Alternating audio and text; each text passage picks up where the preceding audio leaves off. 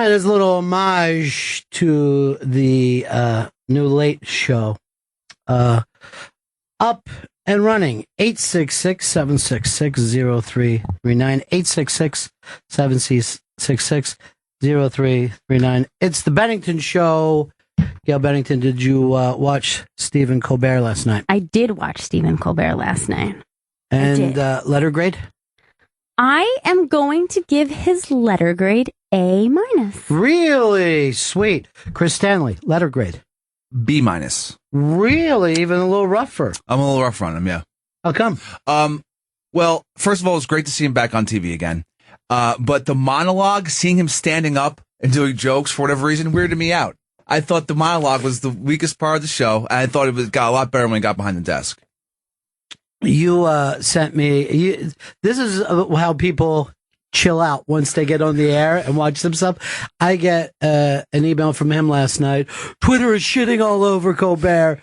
This is a nightmare.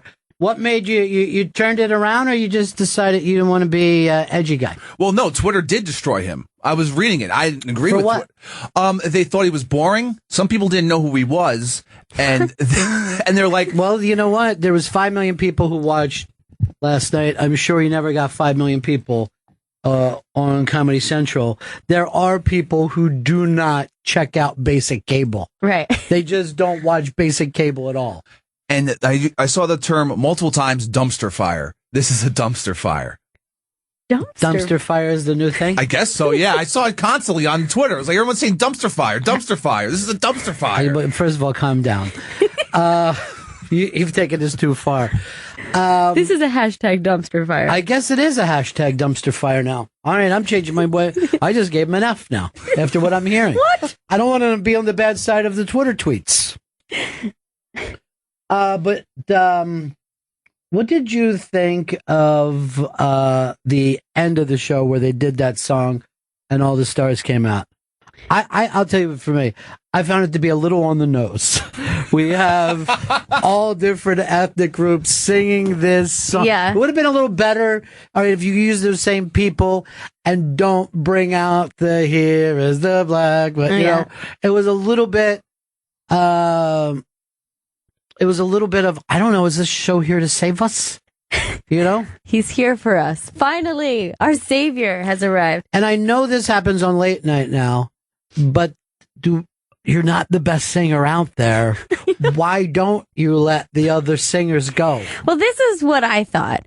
I was like, okay, so maybe you can't judge the entire show on the first episode, but you can see that there is a seed planted here that maybe he's not going to be like a game guy, but we're going to have at least 2 I'm always singing guys in late night now. Well, 3 if you count 12:30 too, that James Corbin sings with everybody. Seth won't sing, and sometimes Conan will play the guitar. That's his thing. I thought he put a hell of a lot on himself. You know, his face is all over the place. He's his own announcer. He's his own announcer. There's a you don't have to be that needy, dude. You got the fucking gig, man. Everybody's on your side. You're the guy. Yeah, you're already the guy. But I wondered if it was, is he easing us out of Stephen Colbert, the narcissist? Like, he's going to have to, like, pull it back slowly, because that was the character was, you know, when he brought guests out, he was running out and waving himself. I don't think it's as much of a character as you think. I know this. I had to go to this screening of some kind of Lord of the Rings thing. I couldn't get Chris in, right? I was really pissed. Colbert was there. Whoa. And he got a lot of people in. You know what I mean? Now, I hate Lord of the Rings. I fucking hate 3D. And I don't even want to be there. So I was like, if I had Chris here, he would tell me. Because who did we have coming in? It was Andy Serkis for The Hobbit. Who I love. Yeah, he was Gollum. And he's Gollum, but he's also done a lot of other, you know, cool shit. So we definitely wanted to have him on. But I had to sit through Hobbit Town. And so Colbert is sitting right in front of me, and he has his funny 3D glasses on. So before it starts, he like turns around and like here over the back making funny faces, and I'm just like, I'm not. All your gang is here. Make faces. I couldn't get my loser fucking dumpster fire friend in. Now it's dumpster fire. I was like really pissed. Instead of enjoying the thing of Stephen Colbert is acting silly in front of me. You're like, you could have had one less in your entourage. I really wanted to see that movie too. And they, you know, his gang was very much like, hey, this, you know, Stephen's so great, isn't he? Stephen knows. Okay, and I go, is he? Or is he a fucking dumpster fire ready to happen? And that had by the way, that has nothing to do except for my own narcissism. Right. My own pissness. Oh, because this isn't TV? I can't get this fucking loser, drug addict idiot to sit next to me? You have to go so far. I did have to go far. I care about you. Oh, thank you. He's just trying to explain who he wanted with him. But let me go to a guy named Joey Jojo who really holds the pulse of the nation right now. He's my millennial. What did you think, Joey?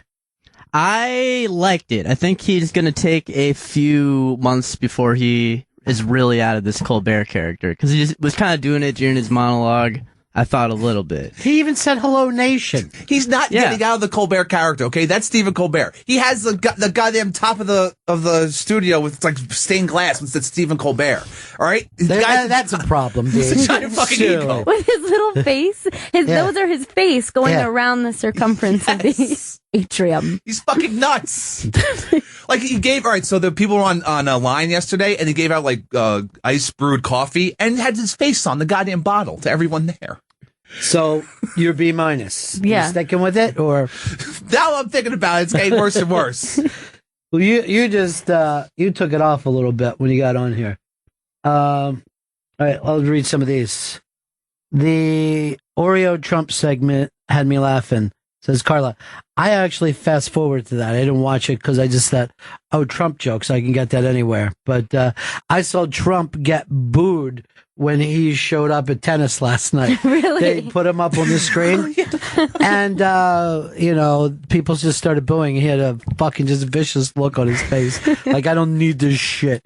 But you're not going to get over in New York. It's just, it doesn't happen. He's a polarizing character. And he's been hanging around here so long that no one is impressed with him. Sick of him. You know what I mean? He's been doing this since like 83. And Same gimmick. The announcers later on in the match lied and said one of the biggest ovations was for Donald Trump out here today. It's like all you had to do was listen. Yeah. What are they trying to do? And look at the glare on his face. Already, you made the RB quotes by yelling dumpster fire, and me saying back, first of all, calm down. Just saying it's a dumpster fire. Someone's got to put it out. G-Man says Stanley was looking in the mirror and screaming dumpster fire. That happens Hashtag too. shitbag. Jesus. Joseph says, I give Colbert a D, like dung. Dick Dookie. That's a little rough. Too far. Here's Richard. Hey, buddy, what's up? I just want to point out to Chris that was not stained glass on the ceiling. That was a projection. That's theater magic, buddy. Well, how fucking high was Chris? I wasn't high, but it was a stained glass projection. But we know it's not stained glass. Yeah, I know it also. We're from the city. We know there's not a stained glass dome on Broadway. At first, I did think it was stained glass until Colbert said it's just a projection. I was like, wow, they really did a lot of renovation. But how? How is this happening? Oh, by the way, I love his music. I love the guy. What's his name? He's a New Orleans guy? Yeah, he's great. I can't think of his name, but he is really cool. John Baptiste. John or Jean Baptiste? Jean Baptiste. Jean? Jean? Jean. You're saying it back to me. You're teaching me to say it, not trying to match me. Jean Baptiste is his name. What's your shirt say today? Says beach donuts. On it, there's a picture of an umbrella and a sun. Okay. On it. Did you steal it off a homeless man? Found it in a thrift store, Chris. Yeah. Oh, dumpster fire guy just got his fucking mouth shit in. So the answer is yes.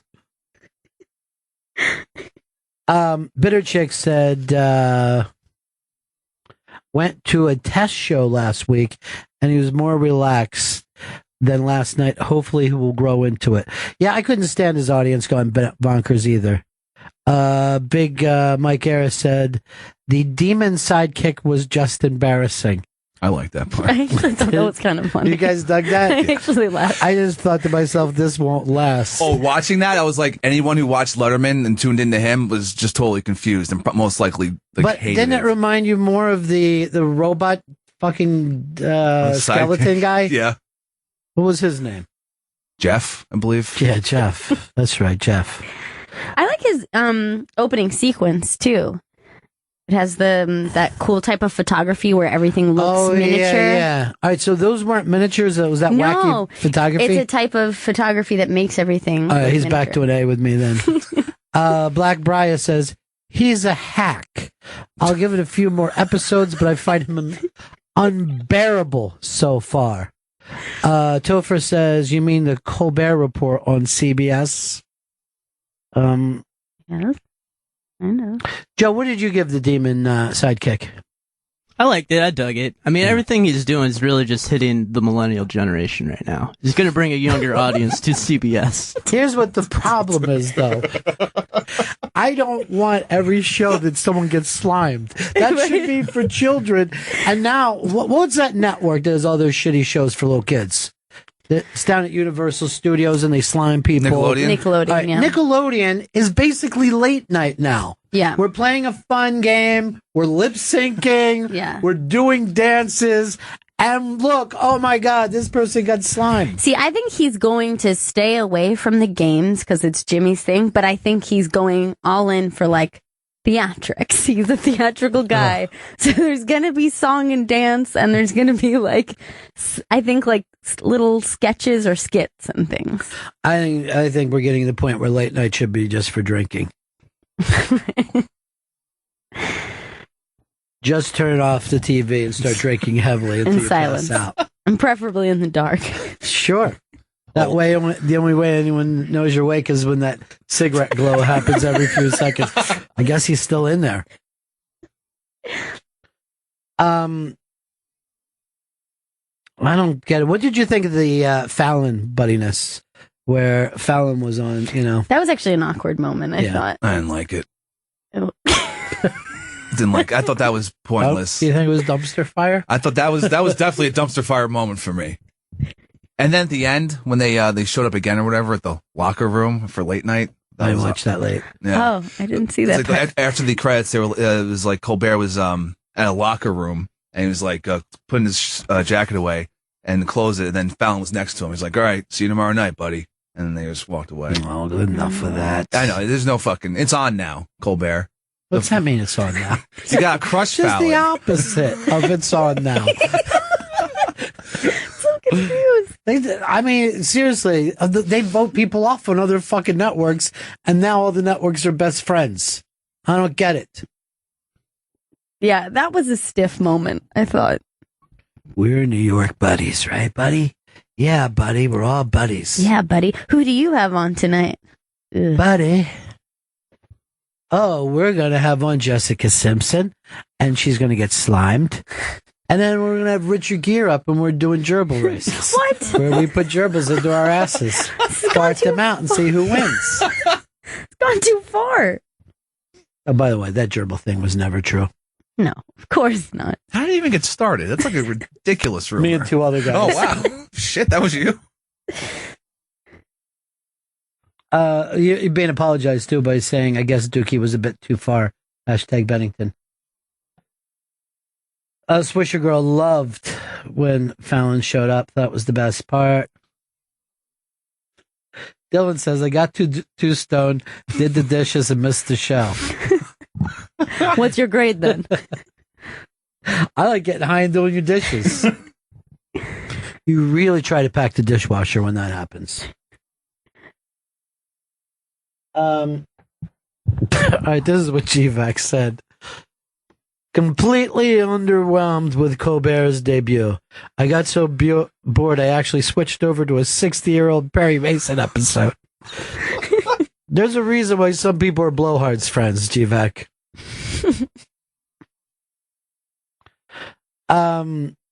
Jamie says this, never been a fan of the man. Saw the show.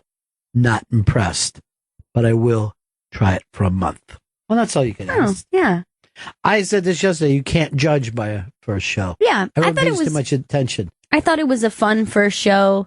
I thought he kind of had like the right amount of butterflies. Like it wasn't overly polished, but it wasn't as... It was a little too much energy for me. It's fucking 11:30 at night.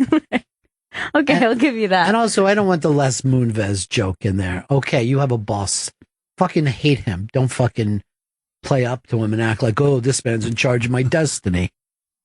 Yeah. Drive him out. Him and Fallon. Destroy them. Oh, and stop jumping up with fucking 3D glasses thinking you can make everybody laugh with it. Some people wish their loser friend was there because they can't stay awake in those movies. I would have been so awake and locked into that. I've fought it. I fight anytime I go to a movie now. I fight falling asleep. And those are long too, right? If it was 5 minutes, it would be too long. They're almost like 3 hours. Those Hobbit movies. It's a 3-hour cartoon computer chase of they're just running around. I go, I'm watching a fucking video game right now. I'm not worried about any of these people. They're fine. They're just video characters. I was worried about Bilbo. I'm not gonna lie. And Hobbit? Yeah, I was like, oh man, he makes it to the other one. I know, but still, that's how good Peter Jackson, the filmmaker, is. Well, Peter Jackson fucking picked his wardrobe people over you to come to that fucking movie. So go ahead and suck his fucking nutsack. Oh, you cuckle bitch. What? Go ahead. You heard the man. Peter Jackson wasn't on the working the door at that, was he? Yeah, he was the one who gave the okay. And they didn't want, I guess they looked into your background. You can go to hell, Peter Jackson.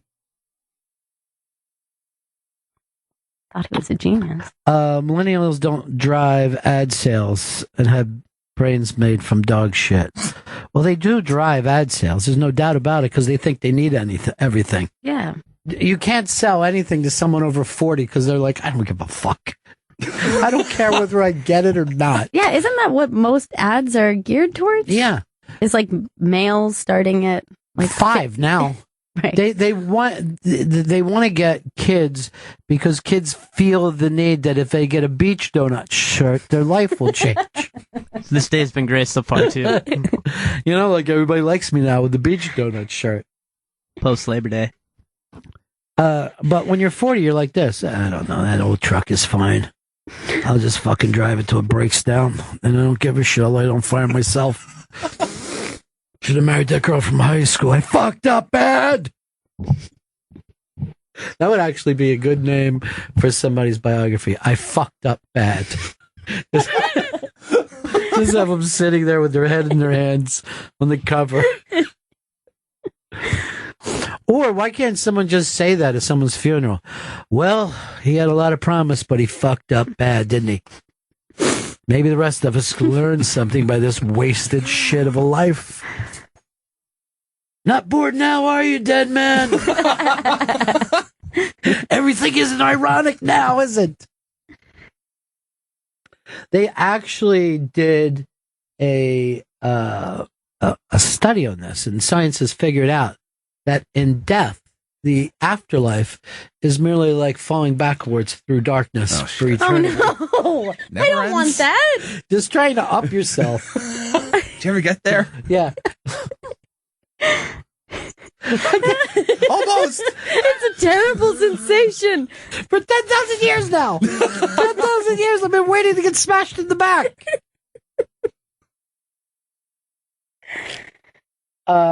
Liz said, I watched Rick and Morty instead. Hashtag Bennington. Well, you know, marijuana makes you do all kinds of things. This guy actually said that Stanley said dumpster flyer. I said dumpster fire.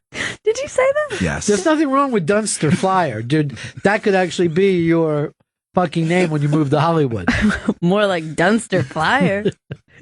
I'm Dumpster Flyer. Here's my headshots. I'm Dumpster Flyer, and I'm ready to take over the newsroom. Looking towards the other camera right now. Trouble in the Middle East as crazy Muslims act themselves. Ah, fuck. Here is Roger. Roger in New York. Ron, what's going on? I don't know if you caught the very, very end. I catch everything, Colbert buddy. Fallon. Yeah. They caught Fallon and Colbert in the late night locker room. Yeah. These had pictures inside their locker. I just didn't know what was Jimmy Fallon's picture of. Well, Colbert had, of course, a picture of Jon Stewart. Yeah. And then Fallon had a picture of Lorne Michaels' dick, and it said, "Keep sucking this," like it was 1999. Nice. All right. See It ya. clarifies it all. Thanks. I don't know why we're so fucking hard on these guys today. I don't Thought they know. both did fine shows last night. I mean, some people gave them an A-. Yeah. Sure, oh, you did. That's honor society. Dumpster Flyer, on the other hand, Yes, was Dumpster. very fucking wrong. Old dumpster flyer. D-Flyer.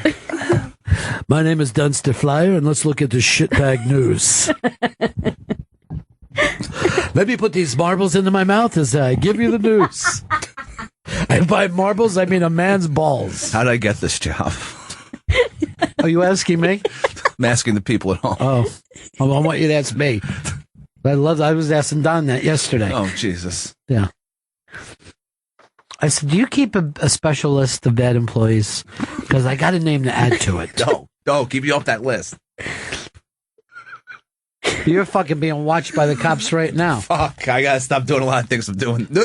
So many people look at you through binoculars, you wouldn't fucking believe it. And I seriously know your apartment's bugged. Oh, God. Then I'm gonna go away for a while. Everywhere you go, black helicopters. All right, you're really freaking me out. You could be in fucking jail tomorrow and your life wouldn't change at all. You'd get better. The food would be better, and finally you'd have a comfortable fucking bed. Just put some cash in the commissary, all right? Ooh, a blanket. There's other guys in jail, like, fucking crying to themselves or writing their lawyers, and they just hear one guy, "Birdie do die." Best sleep I had in years last night. Yeah. What are you guys complaining about? Go out to the yard. Hope we have brown meat tomorrow. Is that cool? A cup of Kool-Aid, huh? This hard roll goes perfect with my breakfast. And lunch and dinner. Toilet wine, anyone? Toilet wine is what he calls his fucking asshole. Oh, Why do you call it that, Chris? that was just a nickname I picked up. It ages. That's his ass sweat. I'm Dumpster Flyer for toilet wine. And by toilet wine, I mean my own ass leakage. It ferments. Oh. I'm just Chris, saying. too You're far. having fucking fun here. What? What's wrong with I said? What's wrong with I said? Disgusting. What fermented? In your pants? Yeah. Oh. Oh. Mercy killing time. Why don't you take a nap and I'll look for a pillow to put over your face. We don't really have a pillow that big, though. Love a nap. Get a couch cushion. Let's get a couch. Help me help you. That's what I'm here for. You're his big chief. Yeah. Do you believe in suicide, Chris? You think there should be assisted suicide? Yeah. I think that's fine. Good. Well, I'm here for you. Oh, thank you. I think it's fine. He says, I think it's fine. I'm glad to see you struggle with it. Yeah. Go for it. Oh, yeah. It's good. Euthanasia? Only for, like, if a person's ill or if they just don't feel like doing it anymore. I think there's an age limit on don't feel like doing it anymore. Okay. All right. Give me that. 60. You gotta make it to 60, and then you're able to just say, Then it's fuck up it. to you. Yeah, that's up to you, exactly. But wait, so you gotta try for 60 years. but we're talking or at about least coast. if somebody's got a terminal illness, they still have to make it to 60? No, then they can go earlier if they'd like. Look how quickly he changes his mind. First of all, let me point this out to you, Gail. Don't interrupt him when he's screaming nonsense. Let him Try to make sense of it. Let him scream out all of his nonsense and then come in with logic. All right, so terminal illness, You can go anytime you want. even a 5-year-old. Yeah, if a 5-year-old has 6 months to live or whatever it is, yeah, little guy, you can go take that walk or whatever you're going to say to him. Yeah, Who whatever makes you're gonna that say. decision, the 5-year-old or the parents? It's a joint decision. Like if the child's like, "Please kill me," and the parents I like, don't know if that's ever happened. They don't know that that's an option. They're little. well, that's probably not going to happen very often. But adult who's just not terminally ill, you got to make it till 60. But what if your neck hurts? No, You get like neck and It's back pain. really bad. not terminal. Chronic. Not terminal. It's chronic, though. You got a few years ahead of you. That. What if it's a burn victim? Oh, that's a good question. Thank you. No, you're still, even if you have like 2% of your skin left, you're still going to make it to 60. Sorry, bro. You're just locked into the 60. Yeah, thing. that's it. Look, if it's not terminal, look, either you're fucking depressed at 60 or you got a terminal illness and you're less than 60. What if it's somebody who gets to retire early in life? No, then you're going to be retired until you're 60 or whatever the hell you're retired. And if you're retiring early before 60, you're doing very well. I don't know why you're so depressed. Well, they're retired at 60 because their neck hurts so bad they can't work. We explained the neck, didn't we? It's always back to workers' comp with you people. And how would you do the suicide for them? Gas them. What? Always back to Hitler with you. Well, maybe not like a room pumped full of gas, but like a mask. You put a mask on. Horrible way to. I think it would be worse to be in a room filling with gas. Like I think the gas hurts. gas. It burns. No. We don't even do this to murder criminals. We decided that was awful. I thought it was more pleasant than that. No gas. Where have you been since the 1950s? Since they said dropping the pellet, what were we thinking? You said that it was unpleasant. He's like, more so than a room. You're telling me the room full of gas is better? Yeah, Come on. thank you. I mean, this is direct-to-face gas. You're going to inhale it, you're done. In the room, I think you have a chance like, oh, man, maybe I made a bad decision. Then you're like running around the room. Or No, whatever. because everything is burning. Your lungs, your nose, your eyes. It's fucking hideous. Yeah, it's horrible, horrible death. All right. Then firing squad. Have some dignity. It's a suicide, not an execution, you dick. Oh, yeah. Everything is ancient execution. Guillotine. I will Drawn say, quarter 'em. I will say you're a job creator, though. Thank you. Well, you know how they do the firing squads is there's like 6 dudes, there's 5 blanks and 1 bullet. I thought So no one knows who did the killing. So you don't have to feel bad. You're like, the odds are it wasn't me.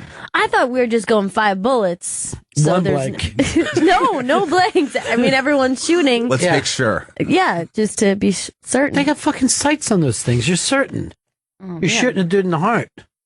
I'd go for headshot in my suicide assistant place. Like, the heart thing doesn't make sense. Sure. If the heart stops, that's you're still going to be alive. Blast those brains That's against the wall. Your way. Maybe the person's a vegetable. Maybe they're motion.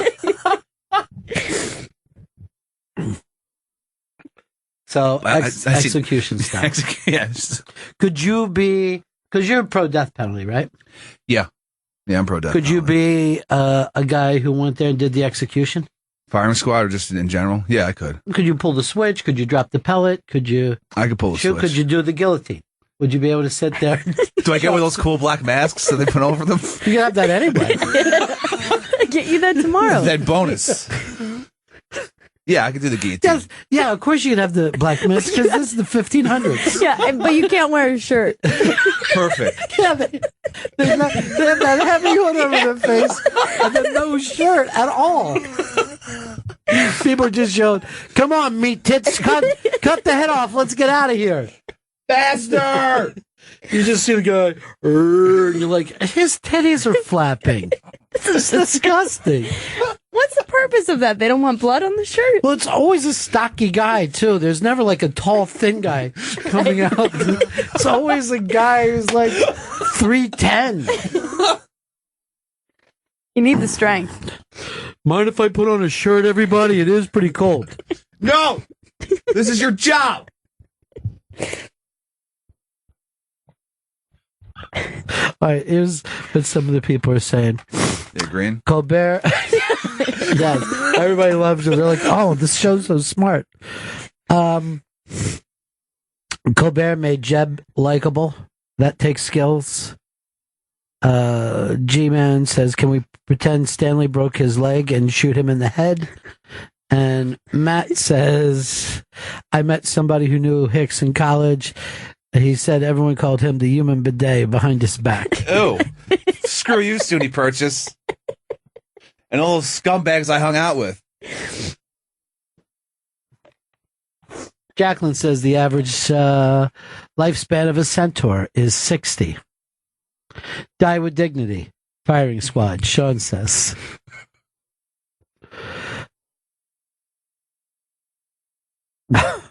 The Stanley story. I fucked up bad. Yep. Hashtag pound tag. Oh, I forgot pound tag. You forget all the stupid things he says. There's so many. I don't know. I thought the Jeb thing also was a nightmare idea. No one could have made that work. Yeah, I'm not sure why he chose to do I guess at the time he booked him, he was the front runner. Yeah. But if you don't have Trump, why would you have anybody on your show? Yeah, it's weird. There's only one dude that people want to see. I didn't like Clooney either, really, and him giving that weird gift. The great Barry Crimmins is on the phone and has a problem with Stanley. Barry, how are you? Hi, Barry. I was great till I started listening to Stanley talk. What happened? It got me so depressed. Apparently, I'm eligible to be put in front of a firing. Only if you want it. Son of a bitch. Whoa, I keep listening to you, a young guy. I'm in favor of the death penalty. I thought you're kind of a hip young guy. No, he isn't. He's an asshole from Queens. Now, can I ask you guys a question about the football thing? Yeah. Is it all right? I mean, is it not the secret league we're allowed to talk about? Yeah, we're allowed to talk about anything with you. Okay, great. Now, this isn't technically fantasy, is it? Because I can't be involved in that kind of... No, it's not fantasy. It's Vegas gambling. Pick a game, right? Yeah, just one game. Okay, it's got nothing. Okay, because I was concerned because it was... that's the same way you feel about the Frodo, the Lord of the whatever it is. Lord of the Rings. It's the same kind of, I mean, I didn't dream of growing up to be a general manager. I wanted to be a team. Once I didn't do that, I don't give a shit, And it's like I'm sitting next to some dildo at Yankee Stadium, and he's got a shirt on that says 3, Ruth. Thanks for telling me that. I wasn't sure who wore number. I thought it was Dale Earnhardt. So that's all I got to say. I'm driving through Indiana, and I love you guys. What are you doing out there in Indiana, buddy? I cannot comment on that, but it could make the news. All right, man. I'll keep an eye out. I love you guys, and I'll talk to you again soon. Actually, I'm just going to a memorial service, so I'll talk to you guys soon. All right, I see. Well, he was 60, so let him be executed. Appreciate it. That's what talk to you later. The great Barry Crimmins. Love Barry. Love Barry. Boy, that fantasy thing is, well, it's so intense right now. But, Chris, you put up a story in the iBang that said that it's the new golf. Yeah, it's the new golf. So, I guess businesses, their employees are all over the place now. So instead of getting all together to play golf and, talk business, you're in your fantasy league and you're interacting with that through your business associates. All right, let me check the calendar and see if this isn't fucking 10 years ago. We've known this for 10 years. That's not the kind of shit that's hot anymore. It's the DraftKings that's hot. Yeah. Where you gamble out of your room. Right. You play fantasy football every week. It's different, and you can win. According to the commercial, up to $2 billion. What? All the money in the world will be yours if you pick the right goddamn lineup. I think seriously, if I have a good fantasy week, we have $2 billion to figure out what we want to do. Because I'm going to take care of you guys. Don't worry about it. Nice. Yeah. And by you guys, I mean Joe. Thanks. I do love the fact that Barry was completely wrong about Stanley and just thought that maybe he was a young progressive. Yeah. Because you're just like anyone else from Queens. You're fucking Archie Bunker. Mm-hmm. You're a garbage thinking fucking racist. Oh, there's no racism here. And misogynist. Not at all. That's for sure. Yeah. That's crazy talk. Borderline sociopath. And only borderline because you're lazy. I won't disagree with that. This came in. Does Chris wear a propeller beanie to work? No. Millie Hatchett said it would be cruel to see your executioner wearing a Zoo York shirt before they pull the switch. They won't even see it coming. Where are you in the death penalty? It's a tricky one, but I think I can't really support it because of the amount of mistakes that have happened. Yeah, there's been a ton of mistakes. But I can also tell you this, like, who's the... let's think. Charlie Manson is always a good thing. Nothing changes for me if he would have died in 1969 or today, living in a box. I don't give a shit. Yeah. I don't see how it's a good life to live in a box. Yeah, I don't think it is. And in fact, you hear a lot of, criminals are like, well, I'd rather have the death penalty than... When, start yelling out racial things when you're in the middle of the yard. You get the death penalty real quick. Do it on your own. And I was just, by the way, that only went for a white guy yelling it out. If a black guy yells out, no one seems to get upset with him. All right. Carry on. Well, you have every right to use that word. You've earned it. But it's always one of those hard things because on the flip side, someone will come back and say, well, how could you tell the victims' families that... I understand that's part of it. But I think one mistake is not worth the system, working correctly. Listen to some of the people who have signed up for Highlander so far. Mm-hmm. Gino Bisconti. Nice. Chris Gethard. Awesome. Open Mike Eagle. Oh. Doug Benson. Tom Sharpling. Your real heroes. I know, my buddy. Jimmy Schubert. Your nice. early in life crush. Big J. Okerson. Your current crush. Yes, true. Christine, my crush. Tom Rhodes, every dude's crush. Oh, yeah. Nate Bargassi, Tommy Pope, Ari Shafir, Mike Vecchione, the great Barry Crimmins, Dan Soder, Tommy Jonigan, Dave Smith, Mark Norman, Don Jameson, Gary Goldman, and that's only about halfway through. Wow. Tammy Pescadelli. Is she on the list? Yes. That's the question. That was the question. No. Yes, she's on the list. Because people can't hear nods on the radio. Oh. That squeaking sound is Stanley nodding to me. It's my bad neck. You have every right there to execute yourself. It's chronic. She did sign up, you're saying? Yes, she did. She did sign up. Tammy is 100% in? 100% in. Nice. Guess who's betting for Cleveland every week? I love her. She's the best. She's adored. She is. Stanley, you playing? Did you play last year? No, I did not. No.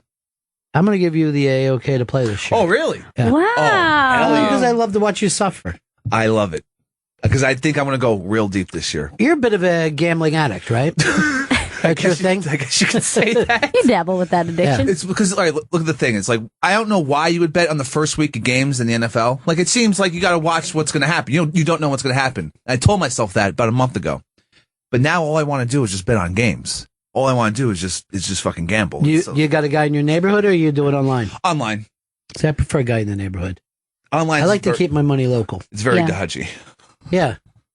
I like a guy that can fucking actually chase me and I have to run from him. Now, is it like the horses where you have to put in your social security number in that? Yeah. Oh, no. No. Oh, you don't? No. It's wire transfers. Oh, okay. From where? Overseas? Yeah. What island? What island nation? Most of the time it's Costa Rica. Now you can trust them. Yeah. Yeah. They got rainforests. They were hiding El Chapo. Pedophiles can advertise down there. Didn't know that part. That's why I thought you were going. Yeah. This is, we're talking about the death thing. Variety had put out something that said that the great director Terry Gilliam had passed away. So that Variety did. Yeah, I know. You can say it isn't really like some fucking, Reddit or something. Yeah. It's a bullshit rumor. Yeah, it's something that could happen. This is a magazine that's been around forever. And Terry Gilliam has actually said, I'm not dead yet. I don't understand where they got their wires crossed on this. Well, here's the problem. They always have a bits written. They've been written for ever on people. Oh. Because, and I can tell you this from the iBang, it's very difficult to have Earl write up something nice as soon as you find out that somebody died. You know what I mean? So these big publications, like there's been a Mickey Dolenz obituary now since 1965. Yeah. It's been sitting there. Gotcha. That's kind of dark and creepy. It's totally weird. It's really weird. I'm sure Mick and Keith got him written up for years. Probably since 62. Yeah. Probably 1962. You know, and every year they probably send the interns in to update, you know, put in steel wheels. The Steel Wheels tour was very successful. You know, you got to update them every once in a while. But it's creepy to keep that out there. Oh, actually, I heard something around here. We had a special plan for someone they thought was going to pass, but didn't. Oh, come on, give us the person. Write it down. Okay. Like a whole channel, but it ended up not happening, thankfully.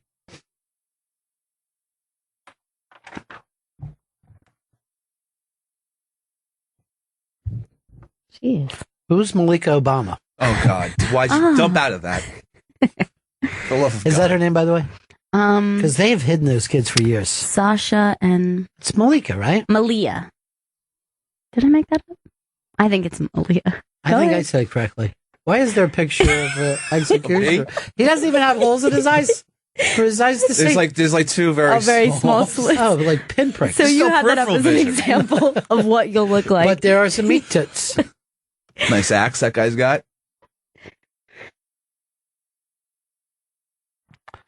Who was the ham and egger who got behind this?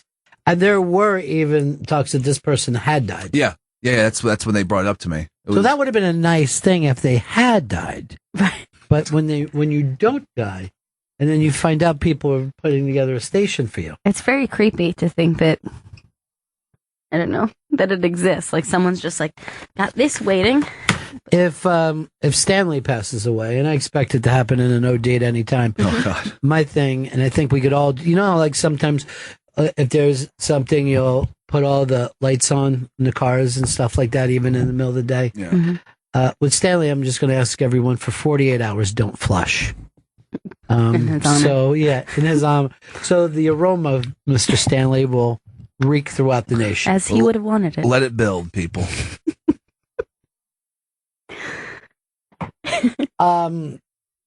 G-Man. Hey, what's up, buddy? Hey, buddy. Hey, I got a quick question for Pepper. Go. Hey, if you're going to play in this thing, do me a fucking favor and don't jinx my Panthers, you fucking jinx. You're a jinx. First of all, you've your been a Panthers, Panthers fan. your Panthers are already jinxed. Yeah. Come on. They will never win a Super Bowl.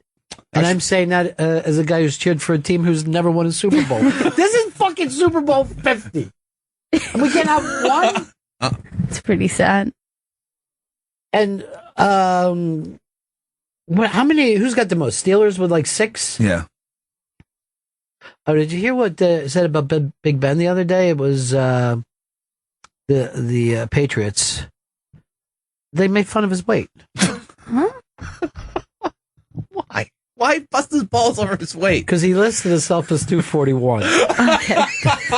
He's like 6'7". The guy's a fucking tree trunk. He must be self-conscious about it. Drop that a little bit for me on the player card.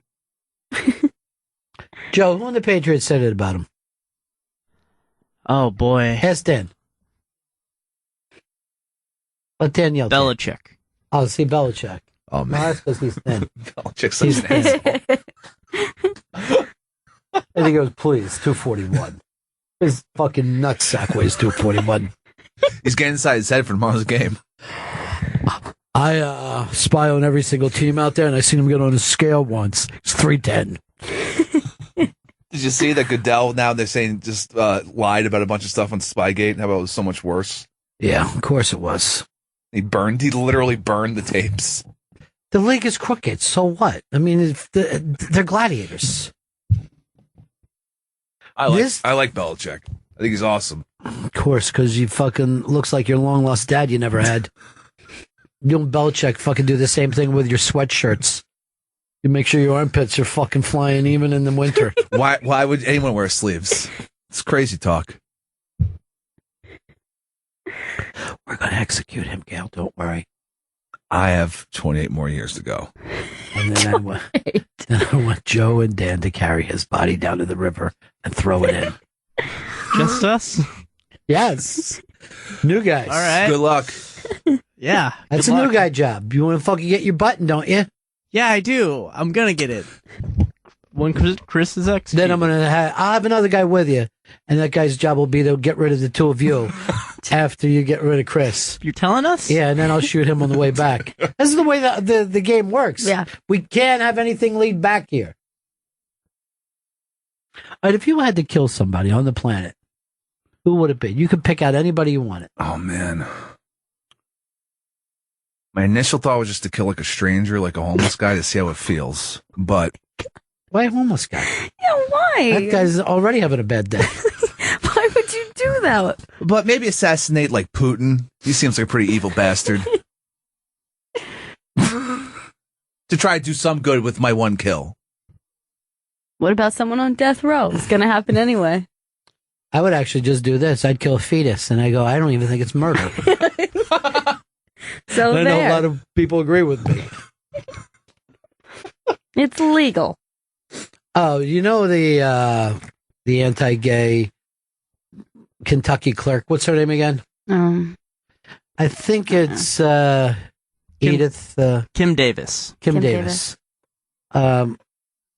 She's in trouble now because she and Huckabee came out. She and Huckabee and some fucking farmer from the 1930s. I don't know. Did you see the picture? Yeah. The guy was wearing overalls. Like people haven't looked like this since the Dust Bowl. So they come walking out feeling proud of themselves because she's getting out of jail. And they're rocking out to Eye of the Tiger by the great band Survivor. And the Survivor band said, you cannot have that song. It doesn't belong to you. What is that guy? Is that a costume? No. Do you know if he's related to her or why he showed up dressed like that? I don't know who that guy is. It looks like a costume. I know. And if he's going to wear the overalls, you can't wear a shirt underneath them. You're always no shirt, no matter what. For farm Skins? work. Hey, if we're doing radio, I'm on skins. It's not how this works, Stanley. All right, I'm going to go down to the cafeteria, keep an eye on my shirt. Yeah, I would imagine being pretty annoyed if I just heard Eye of the Tiger playing. Like, Eye of the Tiger, because we don't like the gays, just like the band called Survivor. That dude's your husband. Oh, my God. Oh, my God. That marriage should be banned. No kidding. I'd rather watch any gays fucked than those two. I know. It would be a nightmare. He couldn't wear something else though to bigger. I mean, I understand if that's what he likes to knock around on a Sunday. And yeah, you're going to be on CNN today. You're going to be on TV. Those are the good overalls. And I don't even think he looks worse than Huckabee. Huckabee looks like he's there to sell everybody insurance. You know that Huckabee had made some statement like, I would do jail time in her place. It's like, that's not how that works, dude. Like, take me! For someone, he's like, I want to just buy poor people and pay them to go into jail for me. I nominate myself as tribute.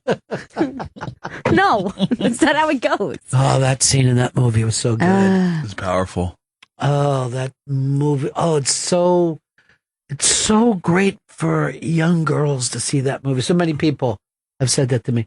What a great role model for young girls. Mm-hmm. Like who? The one going around shooting people in the neck with a bow and arrow? Yeah, pretty That's cool. what we want our girls to do? Fight to the death. Duh. They're very confused when they go around saying that like pro-women stuff is just women acting like men.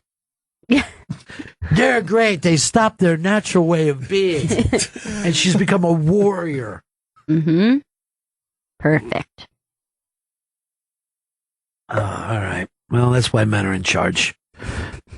If stupidity and brawn is what we're fucking, pushing here. That's what runs everything. Yeah, if that's the big thing to have, okay.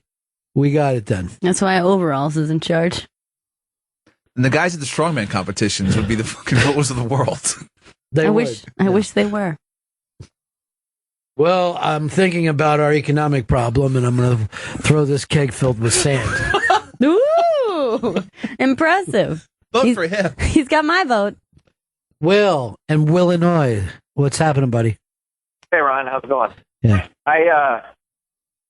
Going back to the death penalty thing, my take on it is similar to what the Catholic Church is, and that is you should only execute someone when you can't control them or prevent them from doing harm to others. Right now, my only example of that is El Chapo. He keeps breaking out of jail, so what are you going to do? If we were to just execute people who are uncontrollable and have done harm to, do harm to others, that would have been the Catholic Church for many, many years. Which, by the way, my old neighborhoods are excited because when the guy comes to Philly, the Pope comes to Philly, they're going to sell a lot of parking spaces along the train line. Nice. And they were in the paper, the local paper.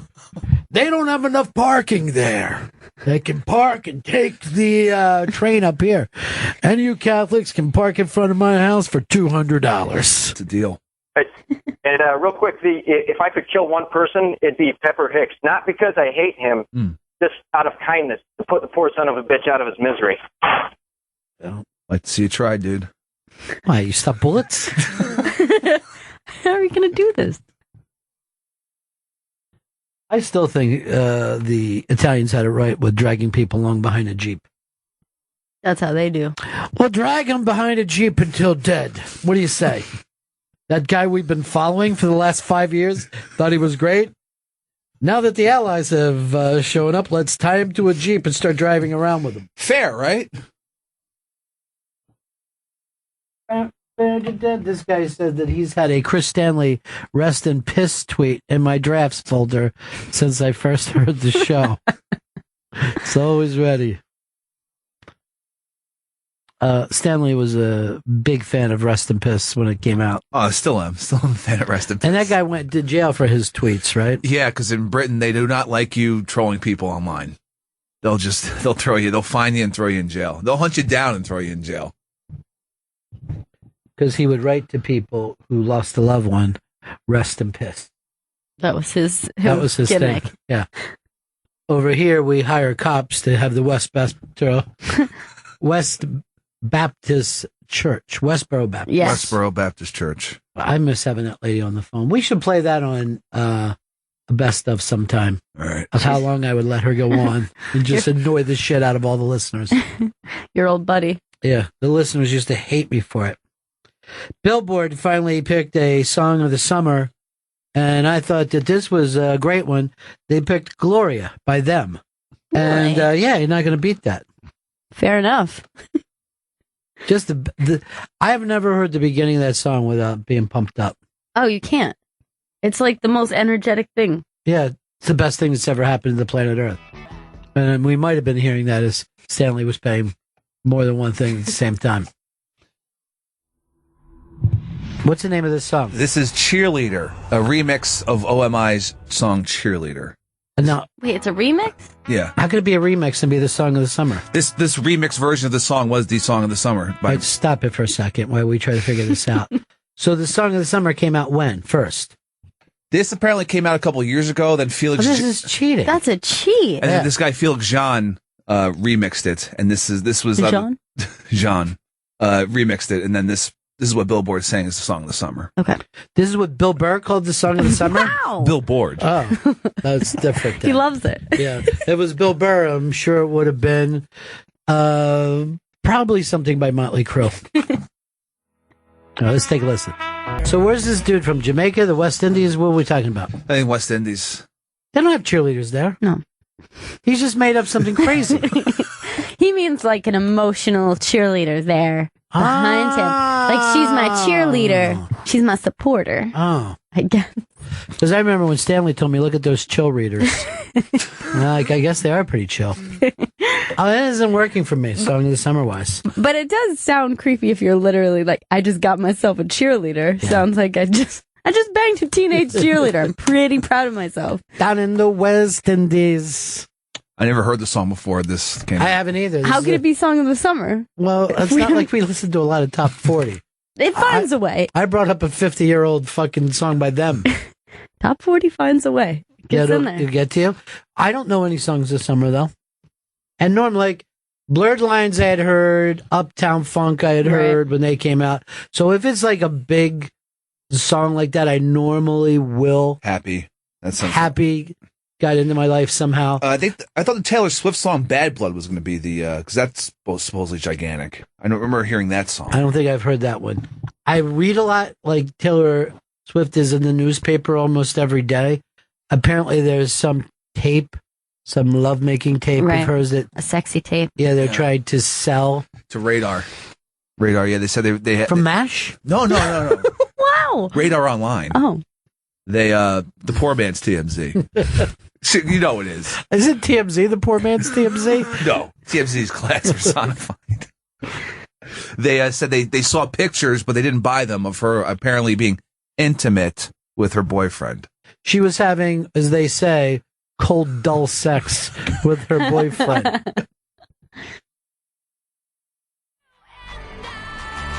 This is Bad Blood. Here's what's weird about this, too. I remember when she was in the building doing something here, people were going crazy, including the people in our department who do alternative music. Really? Those young hipsters who sit around vaping all day, acting like they're picking out songs. They were all standing around, couldn't wait to see her. I don't understand it. I can't tell. Handsome Johnny being one of them. Oh, Handsome Johnny. Yeah, I think it's weird. I got in a conversation with a group of youngsters who were trying to tell me, like, oh, her album's actually pretty good. I heard that like, from a lot of people. Are you, like, making a joke? Are you being, like, ironic about it? And they're like, no, it's really good. Who do we know who took her? Somebody took their kid to see her. Rob Cross? You're right. It was Rob Cross. So Rob Cross gets tickets to take his little girl. And he said to me, I'm not kidding you. It was a great show. Like, how could it be? I've seen her on TV. She's stiff. Yeah. And we're going to see her sex tape. I don't think so. I don't think the sex tape will hit the light of day. They're going to say, how much more do we have to pay for sound? Oh, there is sound. So you could have said the same to Kim Kardashian. But after...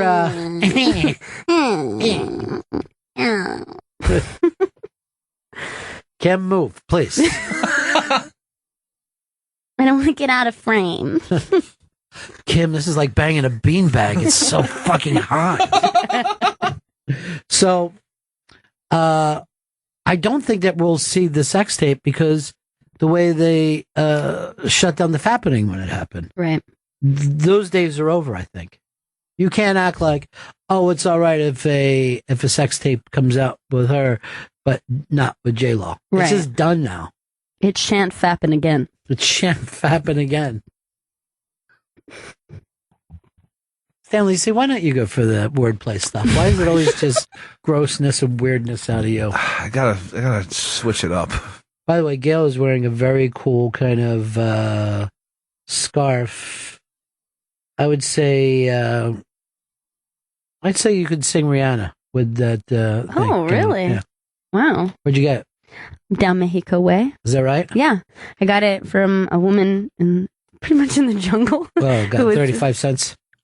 No, it was a good price though. It was handmade. Beautiful. And she actually cried when I bought it because she hadn't sold anything in 3 days, and then I started crying. It was very touching. Why didn't you just buy more scarves? Because I didn't have a lot of cash on me because I was on the beach, so I used what I had. Let's order a bunch of them. Some on the street corner. I know. I should ask her if she had a website. Joe Tumblr. I'm in the jungle, dude. This is Wi-Fi, isn't there? Do you have an Etsy? Is that still around? Oh, yeah. It's huge. Oh, my God. I didn't know that. Yeah, fucking I remember hearing about it like 10 years ago. I love that shit. It's homemade so shit? Yeah, it's all mostly handmade or vintage stuff that is by, just regular folks selling stuff. And they make big money, don't it? Or I think so, yeah. It seems like... out into it. Is that where Beach Donut shirts come from? It's one of the places. It's multiple places. I look at you, Joe, and I think, did Elvis Costello leave any children behind? That'd be cool because my dad sucks. No, you love No, your I dad. do You love my dad. Love your dad. But I do love Elvis Costello more, so. Well, we all love Elvis Costello more than our dads. Not me. Oh, that's not true, though. When you were little, I introduced you to Elvis Costello. I know. That was a blast. Yeah, he wasn't impressed. No, who brought these brats backstage? What'd your dad do for a living? He buys and sells real estate for the city of St. Paul. Acquisitions land for them. Why would he sell it? I guess they have to sell it for different projects. He's just buying and selling for no apparent reason. Yeah, they don't know that. The city doesn't know. I bought 2 things and sold 2 things. Same 2 things. So watch. I had a good day. I had a good day. Stayed busy. When people say, like, when they said they have a good day at work, it just means it went fast. Doesn't mean anything else. Right. No one actually said, I got a lot of work today. It was a good day. I had a great day. I didn't cry in the bathroom, and it went really well. I had a great day at work. Went out to lunch with the boss, and we ended up having 4 cocktails. Real good day. And then I took 2 Xanax, went back, set up the computer screen in front of my face, and nodded out for 3 hours. Check my Facebook.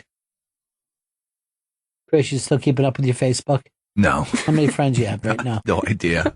I never log into it. Do you have one, though? Yeah, I have one, but it's just been so long. I'm barely on social media. And Facebook, I don't know anyone still using it. Are you on Twitter? No, I'm not on Twitter. What social media are you on? I guess I'm on none. I don't have an Instagram. You're on no social media? No. Wow. You thought he was? Yeah, Joe, most people are. What social media are you on? Mainly Instagram. Yeah. What are you doing there? I mean, I don't know. Twitter, I'm not a Twitter guy, and Facebook is kind of falling at this point. So Instagram is where it's at. The guy was just called the most powerful person on the planet Earth. Well, Facebook owns Instagram, too, so they're making that money. Instagram, to me, seems like a place where you can buy grams really fast. Mm-hmm. Right away. Like a Horn and Hard Arts, but for Coke. You just put the money in, all top goes up, and you pull your Coke out of there. Nice.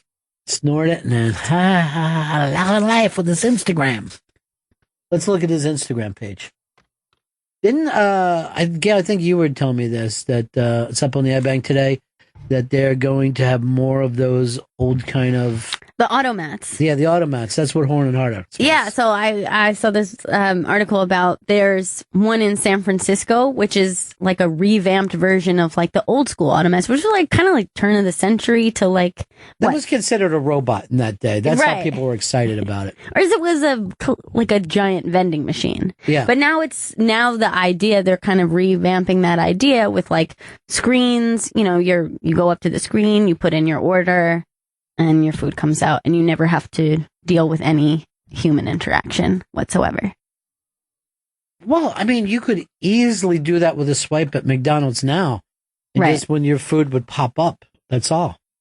I mean, you're almost there. It's very close. Yeah. I mean, when Seamless became a thing, I was very weirded out by it.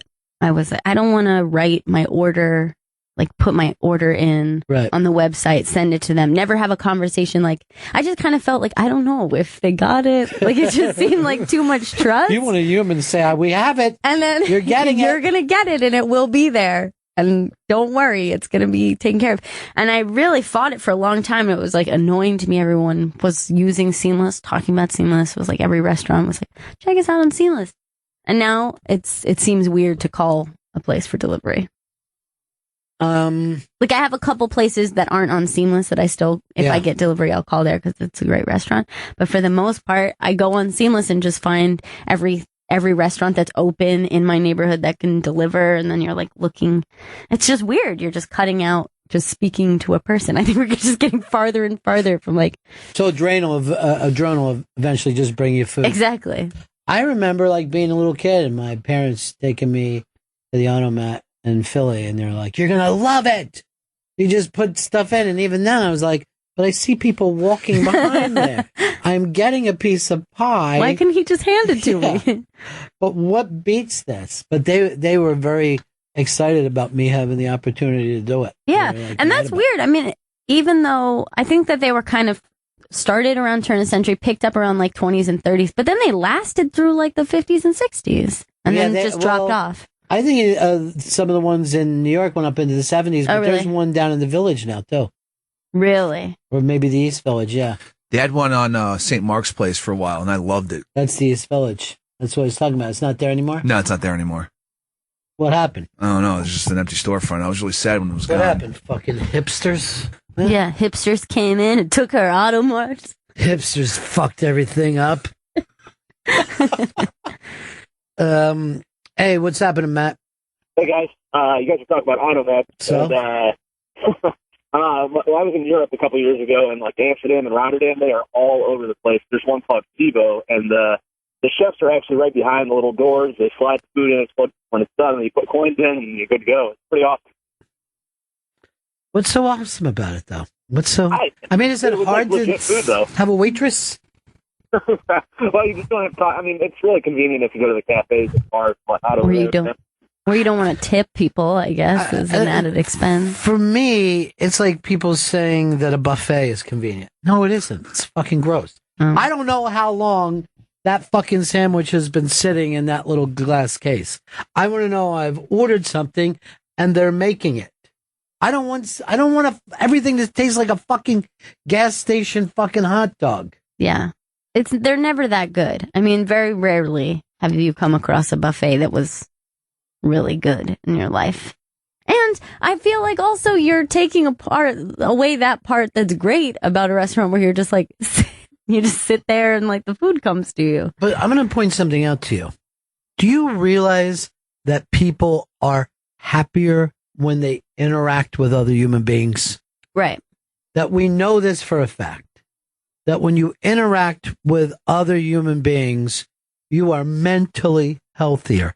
And a real fucking thing to show that someone is not healthy is when they start to isolate. Yeah. And they just like, I'm just going to leave money outside for the pizza kid so I don't have to say hi to him.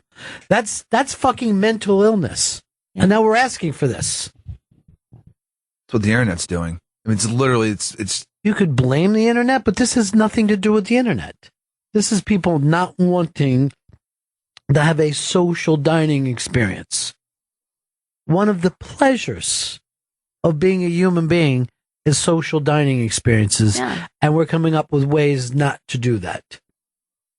Just like not have them present. But I swear it has something to do with also people are so hard on servers.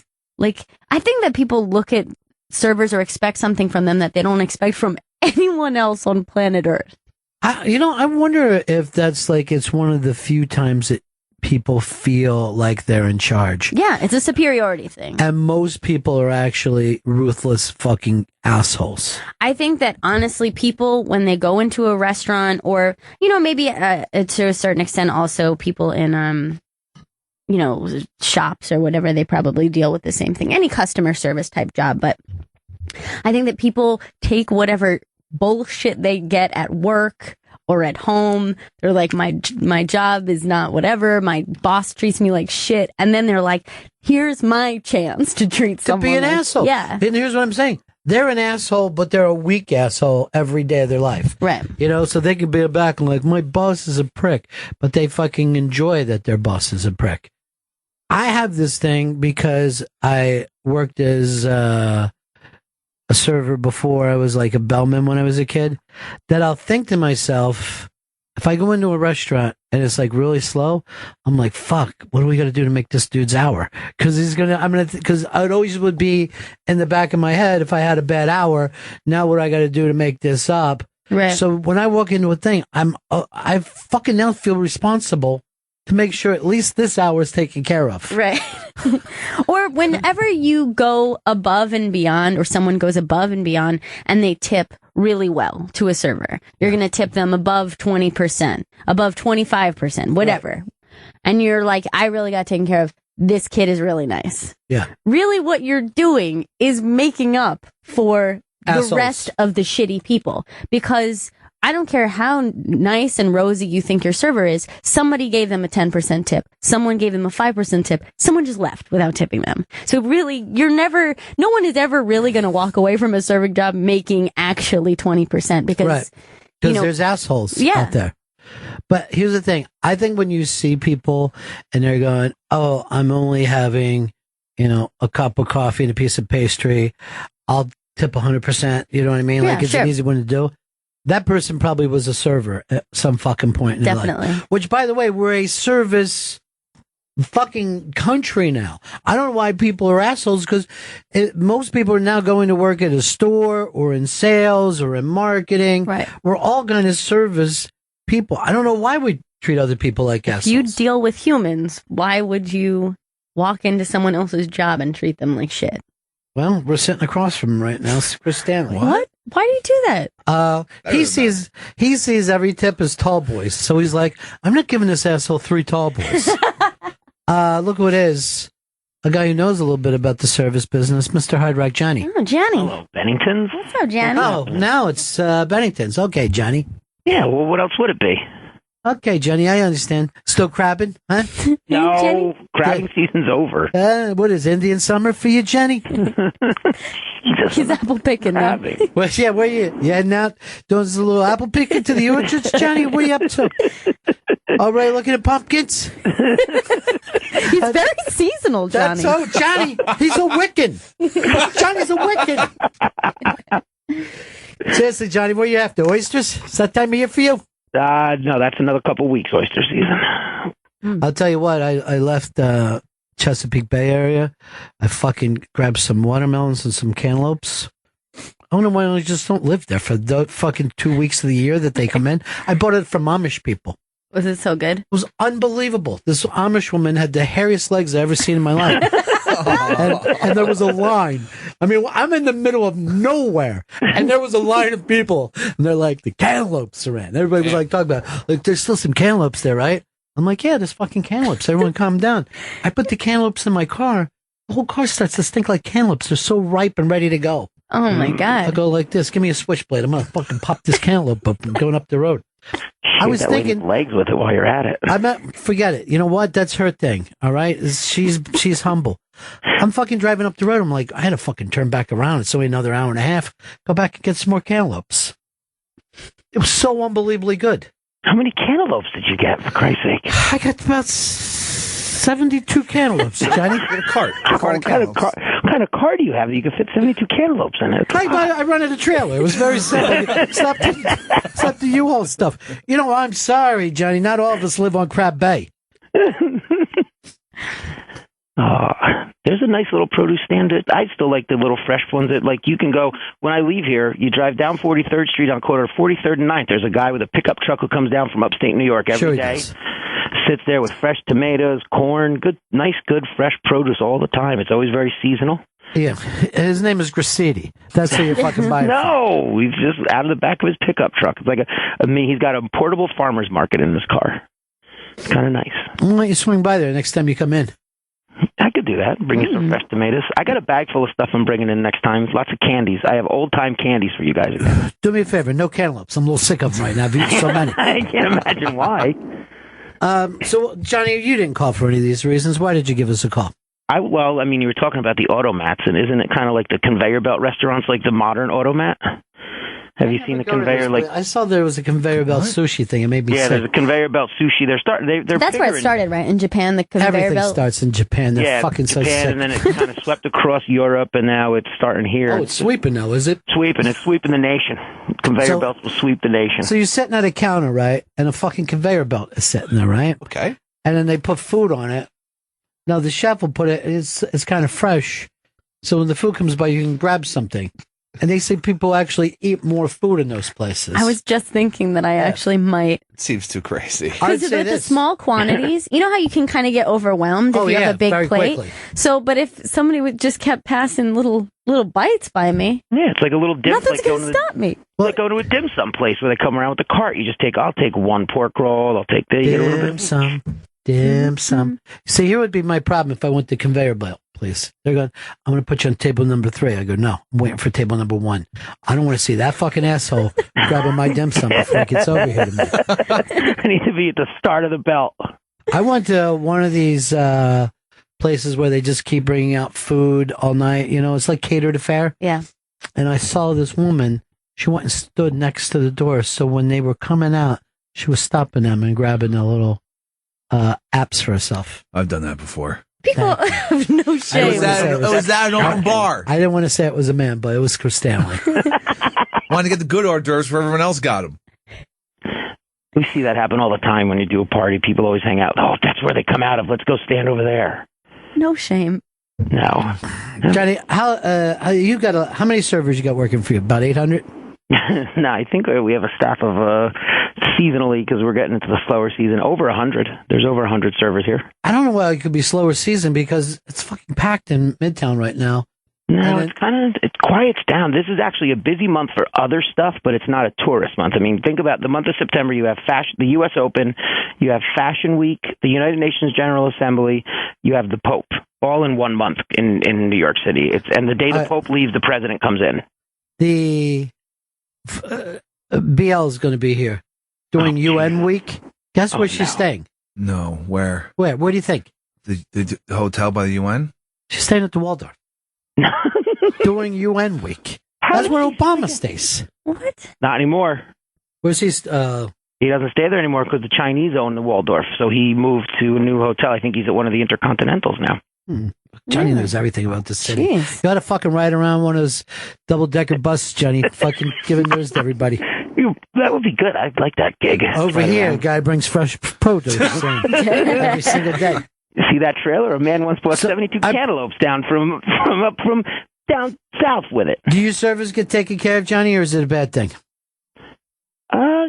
I think like anything else, ups and downs. I think there's some people who overtip, some people who maybe don't because of kind of where they come from, don't necessarily see tipping as a thing that always happens. So it's, it's an even split, I think. I wonder if tipping is better or worse now than it was years ago. My gut tells me it's worse than it used to be. People used to love to tip. Yeah. Like when I was a kid, I was like, I can't wait till I get enough money to tip. That looks fucking great. It's a classy move. Yeah, it's a fun way to spend your day. Also, if you go above and beyond with the tip, it's a great feeling. They're happy. It makes you feel good. Everybody wins. Ronnie, you taught me something and everybody about, tipping. You should always tip the restroom guy. How much? $2. $2. There you go, buddy. $2. Thanks for that fucking... Ronnie, $2. Thanks for that towel. It's nice and warm. You got restroom guys over at your place. Yeah. I had a bladder infection. Cost me $75. I got out of there. All right, talk to you later, Jenny. Later, Bennington. Peace. Zachary in Lexington. Yes, sir. Yeah. What's up? Hey, so I've been serving for about 10, 12 years now, and when you get a tip on a credit card, it's great when you see that 20, 25%. But tell you what, I'll take a 20% tip in cash over a 25% tip in credit card all day long. You want to get that? You want to get that Yankee dollar in your pocket? Well, you technically don't really need to claim cash tips. Yeah. We bypass the government. Yeah. That's what I always say. I go, look, this part of it, let's bypass the fucking government. This ain't got nothing to do with them. This is between me and you. This ain't for Uncle Sugar, all right? You want to put this in your top pocket? Don't even look at it until I get out of here. I don't want to be embarrassed. Exactly. Nobody needs to know. As far as they're concerned, I claimed 100% of what I made that night. What does a big tipper tip? What is the amount, the percentage now that a big tipper would tip? I would say, you have regulars that come in that are going to tip $10 a head. So if they come in with 2 people, they're going to tip 20. If they come in with 4, they'll tip you 40. So $10 a head for dinner. Yes. Yeah. That's like a $10 to $15 dish with, a couple drinks. Right. And I'll take that. 20% is a standard. It still is. Yeah. 18% is acceptable. If you get 15%, you're like, what the hell? What did I do wrong? Yeah, what did I do? Shit on the floor in front of this guy? Yeah. All right, thanks, man. Peace. Danny, Chi-Town. Ronnie, what's going on? How are you, buddy? I'm okay, Danny, but, hey, listen, I think a lot of the ching isn't spread out these days because IRS guidelines have changed, making people like in the sales industry a little tighter to get that cash. Everything is expenditures and overlooked by CPAs. When I was growing up, and that's like 70s, 80s, I used to caddy. I mean, the money we used to make as kids, Ronnie, was unbelievable. You touch somebody's golf bag, $100. I mean, it was just bam, Yeah, those were, but those guys, I guess because they grew up with no money, they wanted to, trickle down a little bit. They honestly believed in it. That's the way it should be. Fucking Stanley with his goddamn T-Rex arms. I don't even know if you have a wallet. As long as I fucking know you, I've never seen it. I'm gonna guess. I guess it's a strong box that you have buried somewhere. I have a back of cigarettes. You just said back of cigarettes. Yes, I did. I said a back of cigarettes. Why would you say that? Because fucking mouth sucks. Your mouth sucks? What, dick? No. Oh! No. Shit! No. Finally, the truth, bitch. No. Chris, I can't fuck around all day. I gotta do a break here. Yeah, seriously. Stanley wants me to fuck around all day, but I'll be back in a minute. I'll tell you what we'll get into, too, when we get back a little bit, is Serena Williams is the greatest tennis player of all time. Mm-hmm. The story is out. She gets far less endorsements than anyone else on the tour. That's ridiculous. Is it racism? Yeah, 100% it's racism. We'll talk about when we get back. Bennington. Hey, it's the Bennington Show. On, it's Chris Stanley who's telling me it's hump day. Because we got to have some drinks tonight. It's hump day. Mm-hmm. You know how we do. Getting over that hump. Where my drinks at? Gail, I know you had a big week this week, right? I do. This week is my guest judging week for the MissNotSaferWork.com pageant. So this week is my week to judge the queens, so along with a couple other. Is there a way for us to link that to? Yeah, so you can check it out on notsafeforwork.com, and it's 4 and work, WERK, work. Like we're working it. Work. Like work it, girl. Work, girl. All right, we'll give that to Stanley so he can start and put that up on the Twitter tweets. We should be doing that. And how do we find it once we get there? There's going to be pictures of people? Or? I think it is the one that says the swimsuit competition. That's going to be my week. I'm judging the swim. Hot ladies in swimsuits. Mm-hmm. All right. Let's link that. Let's get it out there. And of course, our buddy Dan is going to San Francisco this week to bring home the Joe Montana Memorial Trophy. We're all excited about that. It's a comedy contest. This has been Danny's year. He's just been on top of things. It's his year. The ball is rolling. By the way, I saw this up on the iBank today, and you would know because you're doing the contest, the sexual fluid nature of the world right now. The term gaydar is now becoming a bad thing. Is that right, Chris? Yeah, because it's no one's gaydar really works, according to the study, and B, that gaydar, it's just hurting people who are gay by putting forth gay stereotypes. Well, yeah, but the gay stereotypes exist. Yeah, of course they do. And some people embrace it. Some people just love it. They like it because that's their personality. Look, there are a lot of people that seem gay that are married. And I'm not just saying Marty Short, Paul Schaefer, Regis Philpin. But I was always shocked when any of those guys would say, my wife is crazy. Huh? I do all this shopping. I don't even know what she's up to. But there's a lot of those guys are, what's the word I'm looking for where you're just... effeminate. Well, I wasn't even going to say effeminate, but when they're expressive. And expressiveness, like you won't see an expressive cowboy. Sure. You know what I mean? Like Clint Eastwood is never going to talk with his hands or worry about anything. So when we say that, we think to ourselves, that person, my gaydar went up a little bit. Yeah. But just because you have gaydar doesn't make them gay. Oh, no. In fact, I think I have terrible gaydar because I just think everyone's gay. It doesn't even matter. Everyone's pinging off the charts for me. Out of all the guys on the show, who's the most, I mean, I know who it is right now. It's Joe.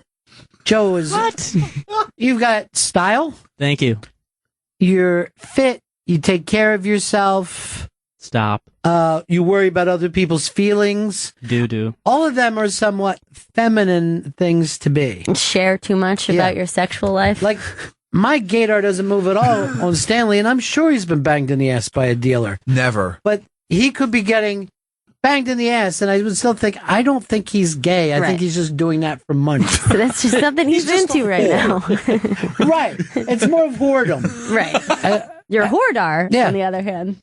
But we were talking about a young man who loves Jesus and recently has been released by the Philadelphia Fly Eagles Fly. Yeah, I have gaydar. I think that he seems gay, but I would also say he's never going to act on it. Right. So what's the big deal? Yeah. Or if he does, either way. But there is a thing where... By the way, you know who I think is gay? Most black dudes are somewhat gay.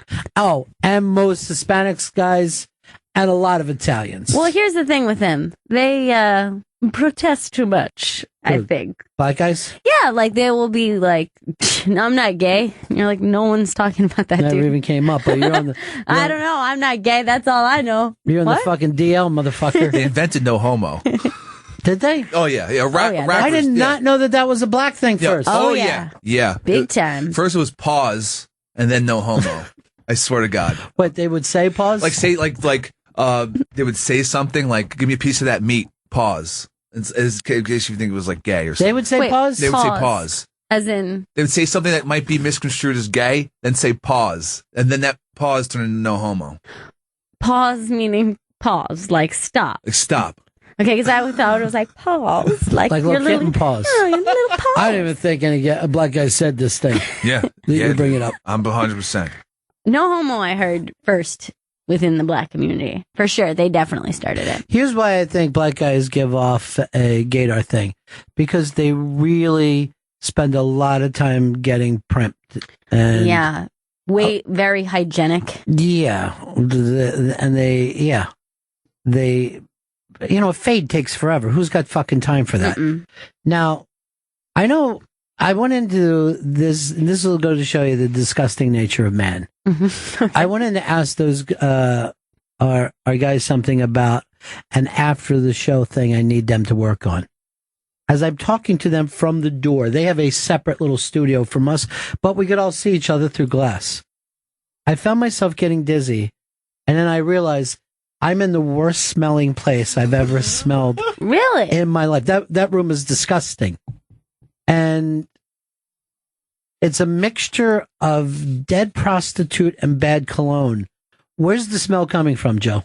I think since it's such a tiny, not ventilated room at all, that it just seeps and stays in the equipment.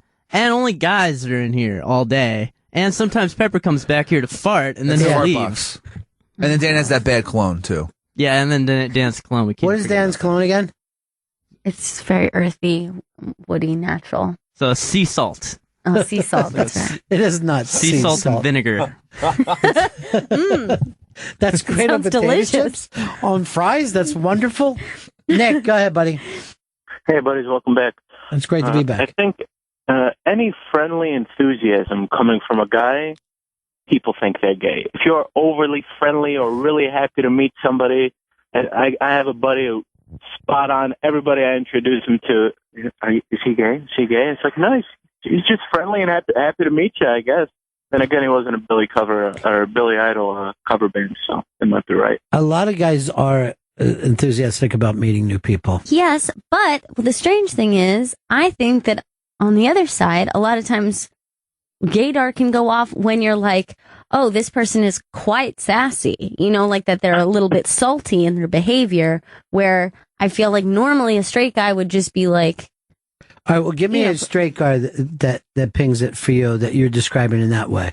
Because I always think If someone's concerned about someone else's well-being, that seems gay to me. If I think they care about the way they look or others look, right, I think that's gay. Like if someone said to me, "Where did you get that jacket?" I'm like, "Oh, this is the gayest conversation I've been in today." But on that same thing, if you heard a guy, let's say, put down a girl because of something she was wearing, or like be a bit catty about even another guy's clothes, don't you think that that comes off as when I hear guys talk bad when they think a woman is too promiscuous, I'm always thinking that's a fucking gay dude inside. Really? Yeah. When someone's like, "Oh, that slut, did you hear what she did?" I'm like, that's the gayest thing I've heard today. Because why would any guy not see that as a positive? Right. Any sexual male would think that a sexual female is a good thing, not for something for them to get upset about. right? Or like the way a gay guy would speak of that as competition in a way. Well, yeah, when anyone says bros before hoes, I'm going, this is the gayest thing That's a I've gay thing heard. to say. Yeah, because I don't know why a bro wouldn't want their bro to be with someone that was making them sexually happy. Why? When you can bro down some more. It's Yeah. ridiculous. I think the only reason that you're with bros is because you don't have hoes. Yeah. Once you get the hoe, there's no more bro. There's no more bro. Why would I have a bro? Bro is something to keep. It's like the bro before hoes. That's like, hey, let's keep these menus instead of having entrees. That's fucking crazy talk. That's I miss crazy the talk menu. that Joe and his friends do. Dan in Florida. What's happening, Dan? Hey, Bobby. Hey, buddy. I don't have 3 radio shows, but I sell food for a living, and I'm in a lot of different restaurants and kitchens. And it seems like, well, most kitchens in Florida, there's no more white chefs. It's all run by like Latinos and stuff. I would agree And everywhere in the country. Yeah, that's a shame. But anyway, It isn't a shame. I was in the kitchen, and it was the first time I was at this particular account that just got transferred over to me, and the kitchen manager / chef basically reached up to one of his cooks and basically just grabbed his dick, and was there all laughing, and I sold to this account for probably like close to a year, and this happened almost every time I was in there. This guy had his hands. That Stanley does shit up like a that guy's too. ass. It's fucking ass grabbing. I don't really get it. And Stanley always does this the thing where he backhands the balls. Oh, really? Yeah. That's your move. Let me touch him. I will agree. I have seen similar behavior in kitchens. It's very homoerotic in there. There's a lot of ass grabbing. There's a lot of Nut slapping. nut slapping. Well, There's a lot of filleting with like cucumbers or zucchini. Like, hey, what's this? Yeah, we get it, dude. You know what? Yeah, something spear shaped. So, well, I didn't think they were actually. I didn't really think the dude was actually gay until one day I approached him about his pricing, and I said, "Look, dude, I've really hooked you up. I've made your pricing lower," and he's like, "Yeah, well, that doesn't help me at all." And I'm like, "What are you talking about?" He's like, "Well, that doesn't help me." And I'm like, "Well, what do you want me to do?" He's like, "The least you could do is suck my dick." And the way he said it to me was, I was like, that didn't sound like just like a dude saying suck my dick. That sounded like he really wanted me to suck his dick. dude, I think what he was looking for was a kickback. I think you're not paying attention. He was looking for a kickback, but he also, long story short, I got rid of the account, and come to find out, that dude was a fucking bisexual. He had a girlfriend, so I didn't think he was gay, but he was fucking bi. So basically, that guy would probably suck anybody's. And yeah, here's the thing, Dan. He saw something in you. dick. Yeah. He saw something in you, dude. Something pinged for him. Yeah, and you're giving off a ping right saw. now. This is what he saw. This is what he saw in me. I am a moderately attractive, redheaded fucking male, and I You do. should Yes, suck I any kind dick you can. and yeah, looking at me, I probably look like fucking fag bait. But I'm totally straight. I'm not gay, and but it just freaked me out, Dude, you're because, fighting it so hard. Like, this gives off. Just let When a guy is talking that much about not being gay, it's like You know there's what? some. I guess I might be a little bit gay because I'm also the guy that called about Kevin Kiermaier a few weeks ago, and you guys thought I was a fag then. Okay, all right. Well, talk to you later, Dan. Talk to you later, buddy. I hope you Let's see. figure everything out, Dan. Yeah. We're here I'll for you. figure it out All one day. I'll right, figure yeah. it out Every time later. he I'll call calls, in again it's- with another closet gay story. Okay. Talk to you later. Peace. I do remember him now. He's talking about how this fucking hot this dude was that his wife was into. Oh, yeah, that's right. Now, when a guy argues that much about not being gay, he seems gay, right? That's the worst thing he could do. And the least gay thing a guy can say is like, yeah, I'd be open to it. Like, I guess it'd be all right. If I was really whatever, I was just fucking dry for a while. It's not my first choice. No.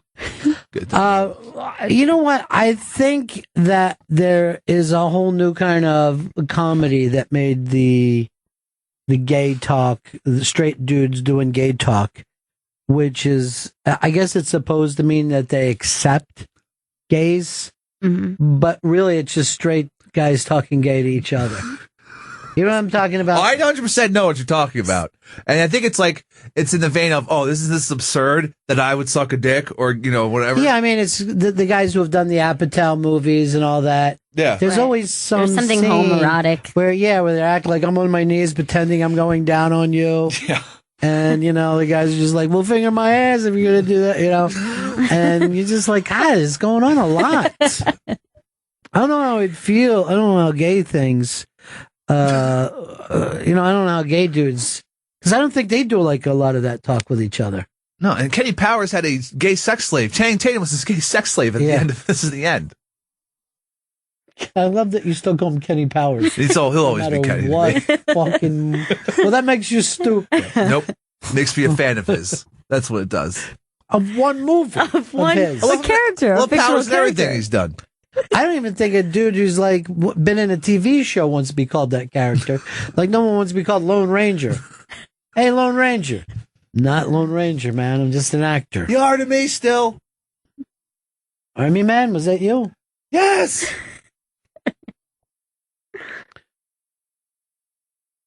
If you look up and down these halls, most people who work in radio seem kind of gay to me. Yeah. Most, if not all. I mean, what are they doing? Oh, did you get that stop set together? Get those spots yet? Gotta get the log. What spots? Some spots.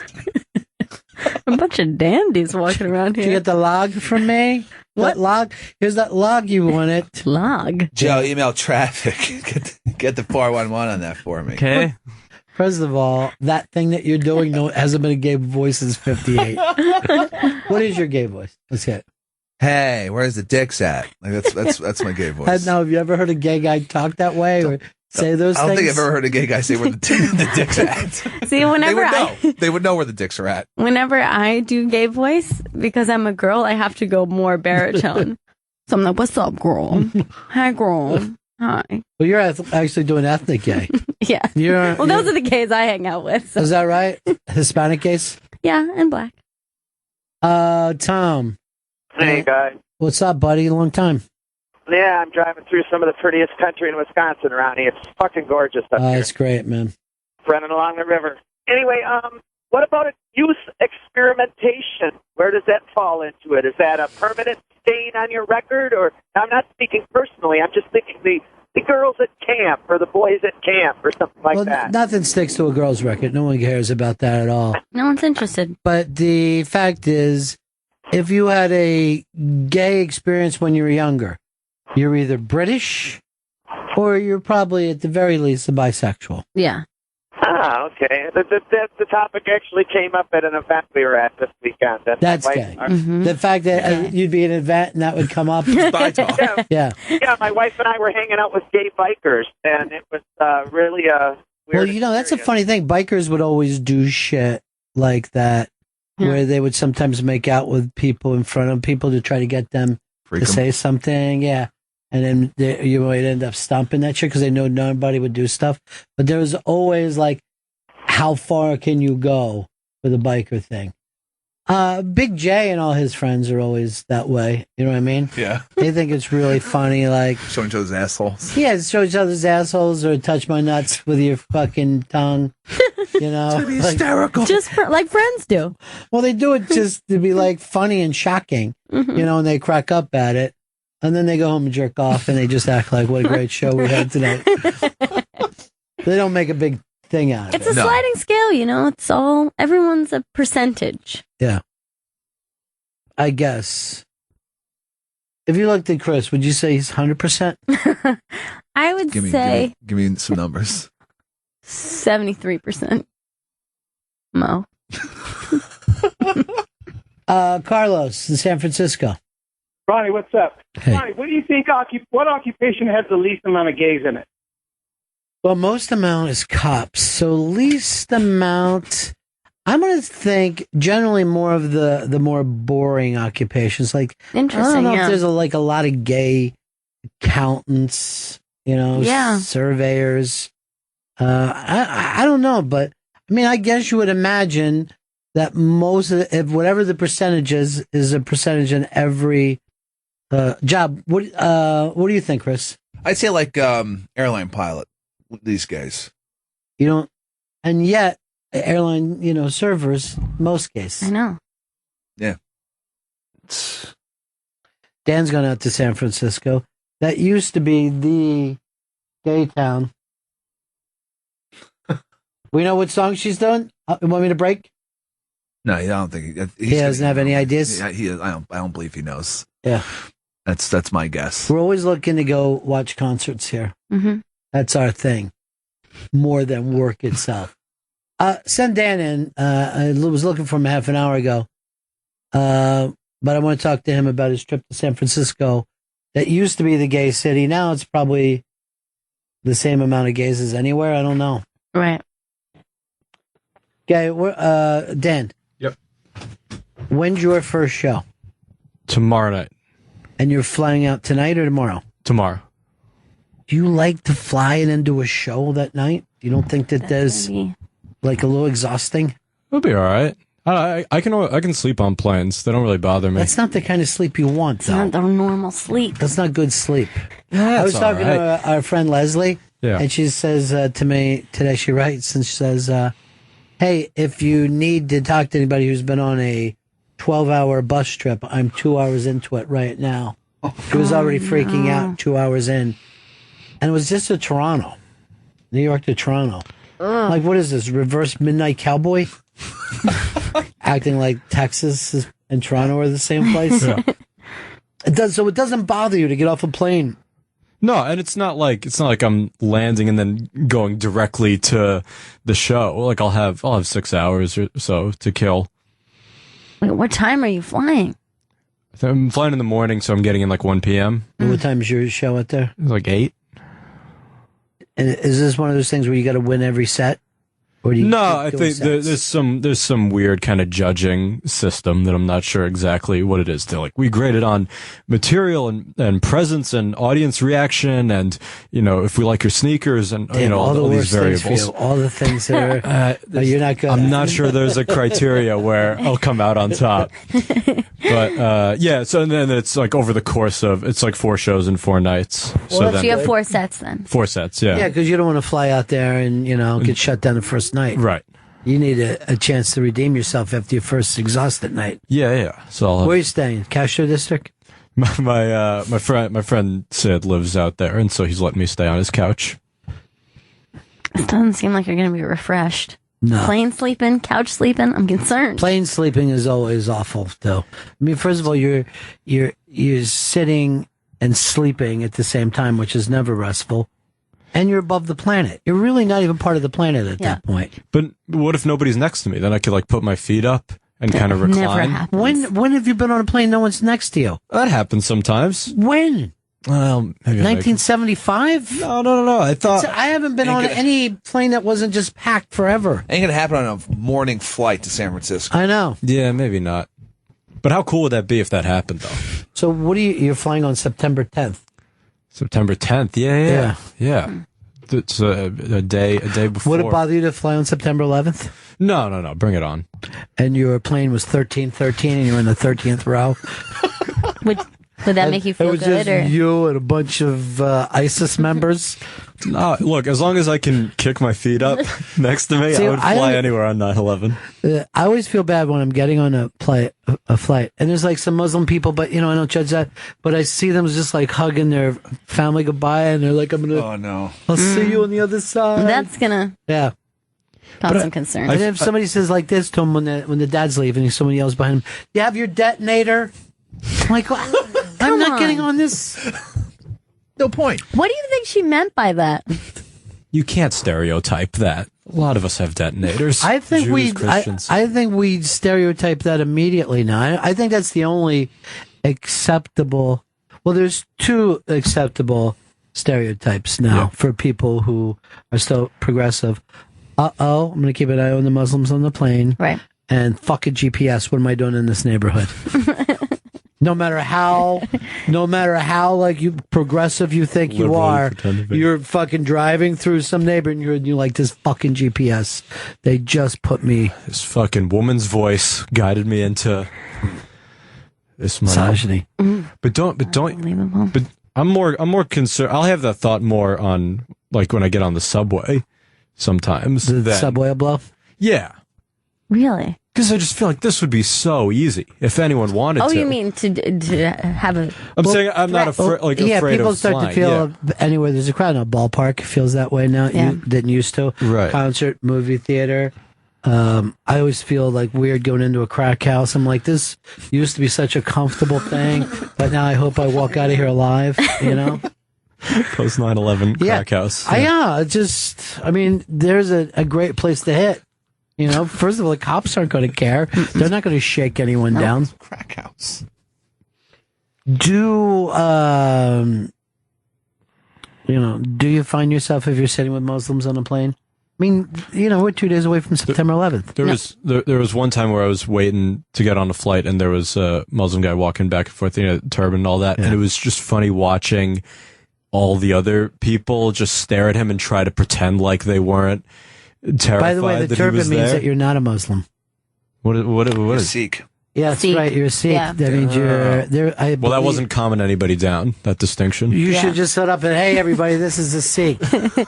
See, I saw something very similar happen when I was at the airport last week, where guy was wearing a turban and he was kind of looking around, like he looked a little bit lost and confused. Right. But everyone looked lost and confused. And I watched one of the employees there come up and they're like, "Sir, can I help you? Do you need something?" And I'm just like, everyone looks pretty confused. Right. And she started to get asking him questions. He's like, "Yeah, I'm just trying to," and she's like, "Let me see your ticket so I can help you." And he's like, "No, it's fine." And she's like, "No, let me see it." And I'm like, I wonder if that's what's happening right now. Because everyone's trying to find their gate. Yeah. And she seemed very pushy to look at his ticket. Do you even belong here? I like the people who, when they're flying, they're ready to have a confrontation with the airport people. Like, I was in line going through security, and this Native American dude was going through, and he gave his Native American ID, which is just it's kind of crumpled piece of paper. And the lady's like, "What is this?" And he's like, "Are you telling me you're refusing a Native American identification, madam?" And he's like, "No, you just gave her fucking old receipt." So she's just like, "What is this?" Are you saying you're against minorities right now? Please tell me you are. I'm recording this. He by was the way. so ready to go. Slaughtered in this country. Slaughtered by you folks. Why can't you just have a license, dude? Nope. What's the fucking big deal? I like the reservation style. It's just like a stub. This is an old ticket stub you're handing me. You're telling me at this point. But I've never seen any shit like this. I've been working here for 18 years. Sir, it's just ignorance. I've just never seen this. What is it, a fucking wigwam or some type? Is that what you call it? I don't know what it is. You gave me a pelt. I can't fucking let you on the plane right now. Sir, this is just a crude drawing of a hawk. This is a spirit animal. This is a dream That is my catcher. spirit animal. I had a buddy who was a Sikh, and I never saw his hair ever. He always wore the turban, but he told me that his hair was down below his belt line. And I was always fucking curious about it. Yeah. Because you know how those dudes have those real nice, long, black, chick hair? Yeah. Oh, yeah. Chris, you used to be able to pull it off before you puffed up. Yeah. And it was always just let me just see how long your hair is. And he was like, no, I can't do it. It's against my religion. And I'm like, to see your fucking hair? Just fucking break it out. Isn't that what they use, Middle Eastern women's hair? They use for wigs? That's the quality stuff.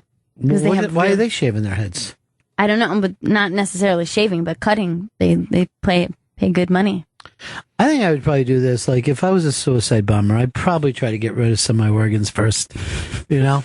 You don't need them for this. I don't need them for this. I'm going to get rid of a kidney, an eyeball. Only need one lung. Will Smith did that in that shitty movie, like 7 pounds. Oh, I thought... where he's going to kill himself in a bathtub full of jellyfish. So he handpicks, this person's going to get my eyes. This Puerto Rican lady's going to get my lung. Could we get a spoiler alert on this? I saw it. I've never seen... What's it called? 7 pounds? 7 pounds, I thought it was about a baby. 7 pounds, 6 ounces. And then he killed himself? Yeah, in a big vat of jellyfish. What? That's not a good And they way just to go. got stung to death? Yeah, because it's foreshadowing through the movie that you don't want to be in a bathtub with a bunch of jellyfish. Yeah, they're I would hinting agree at with that throughout the movie, and then in the end, he gets in it, and you see why. You straight up die. Still no Ari? No Ari, no. Well, what are you going to do, you know? What you gonna do? You got to just dance the boogaloo, you know? That's what I do. That's what I do. I say roll them if you got them. £5 note. Nice. Hey, do me a favor. There's a friend of mine out in California. Okay. Would you pick up a package for me? Oh, yeah, done. You know where to keep it, right? Yeah. Deep up your ass. Up the butt. Deep up your ass. I got it. How big is your butt? Oh, it's huge. For the size of this package, it's got to be huge. I What's don't the- think it'd end up bleeding out. What's the square footage? And metric. Because this guy's English. He's going to want metric weight. All right, Chris, I'm going to ask you this. If I told you could make $10,000. Okay. One plane trip. Yeah. But you had the fucking rat hole. Yeah. A fucking balloon for me. Would you do it? 10 G's. Just one balloon? Yeah. Yeah, I'd rather hold it. No, there's fucking 2.5 pounds of fucking coke. Oh my god! In this balloon, it's not condensed at all. Is this straight brick? No, it's broken into powder and put it in a fucking balloon. Yeah. Okay. I ain't going to get a brick up that ass of yours, no matter how fucking crazy you've been. Would you do it? 10 grand? Yeah. I'll be a drug mule. You would drug mule for 10 G's. How about 5 G's? And you got I mean, it was same weight.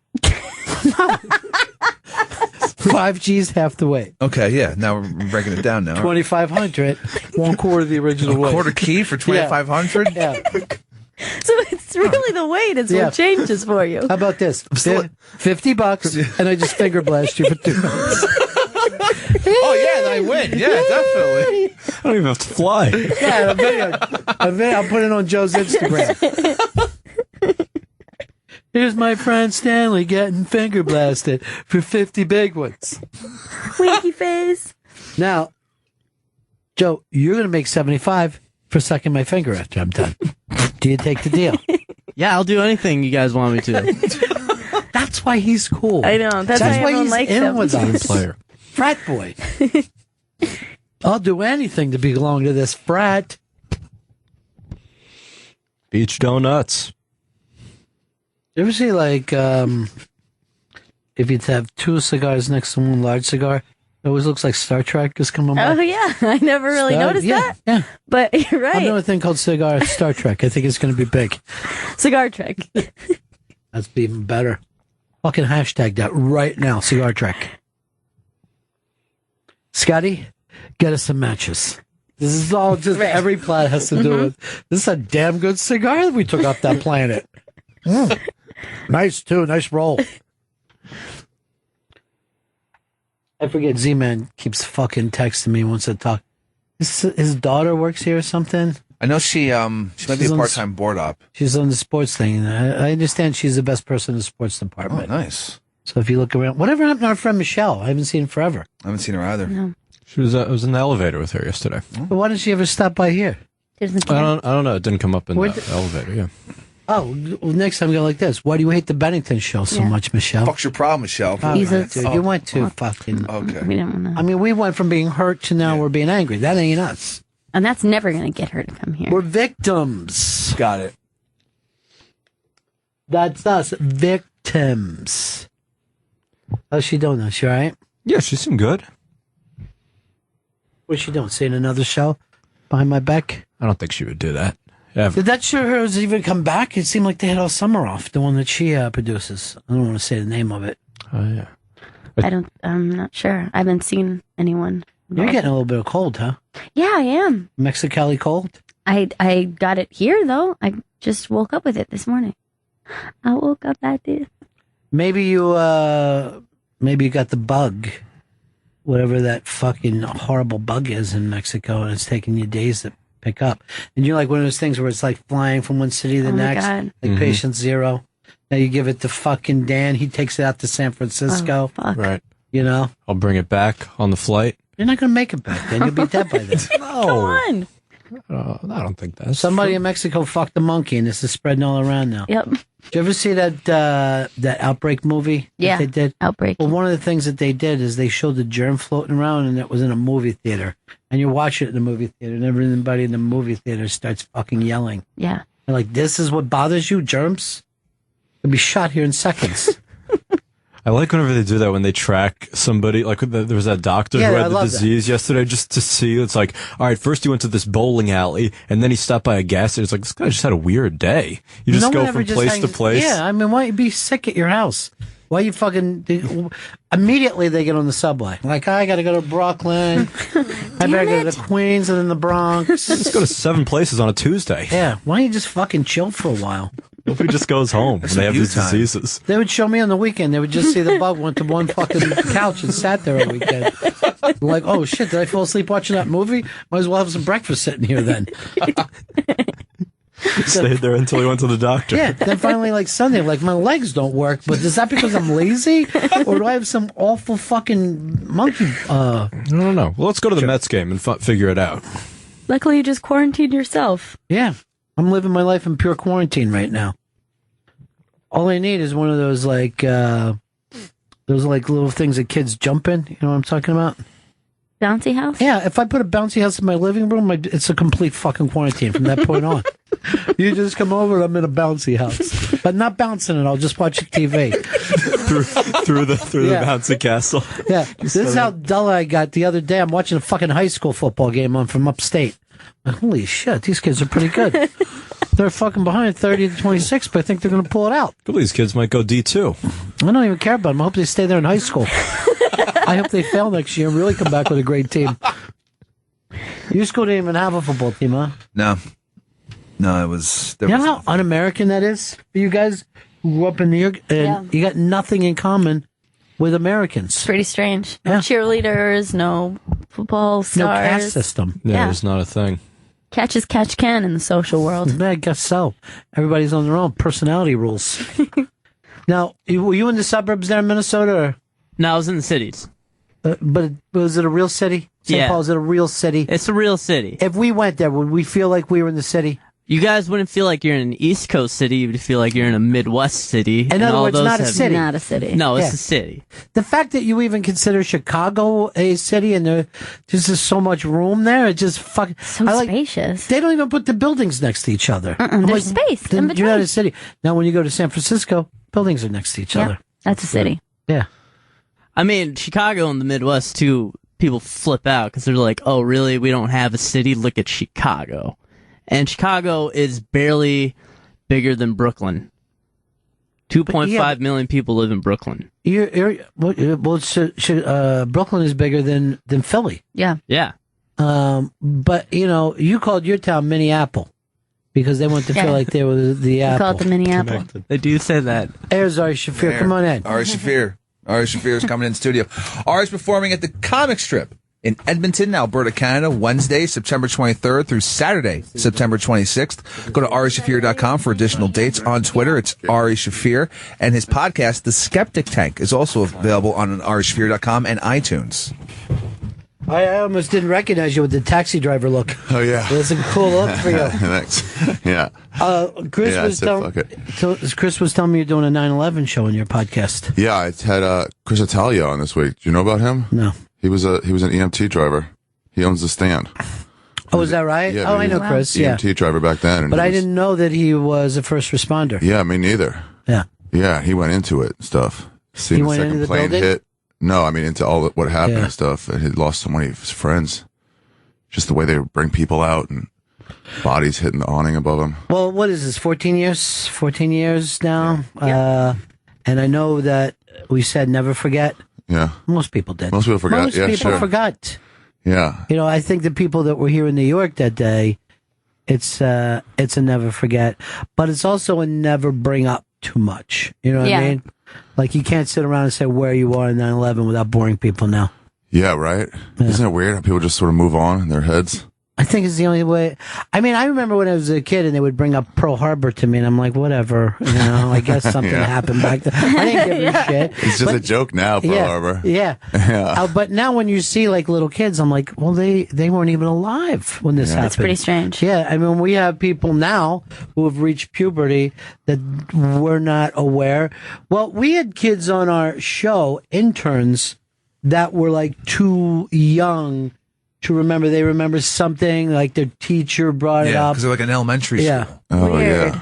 But where is it for you in your memory banks, Chris? On like What, 9/11 or Pearl yeah, Harbor? 9/11. Oh, it's right there. I mean, I remember everything. You can bring everything back in a second. Yeah. For me too, yeah. What about for you, Joe? Yeah, I knew exactly where I was and what I was doing. Where were you? St. Paul? St. Paul? Yeah, so you were perfectly safe. I was in nobody attacked St. Paul. It would be like when I watch TV and I see something about a fire burning up a family, and I just switch this channel.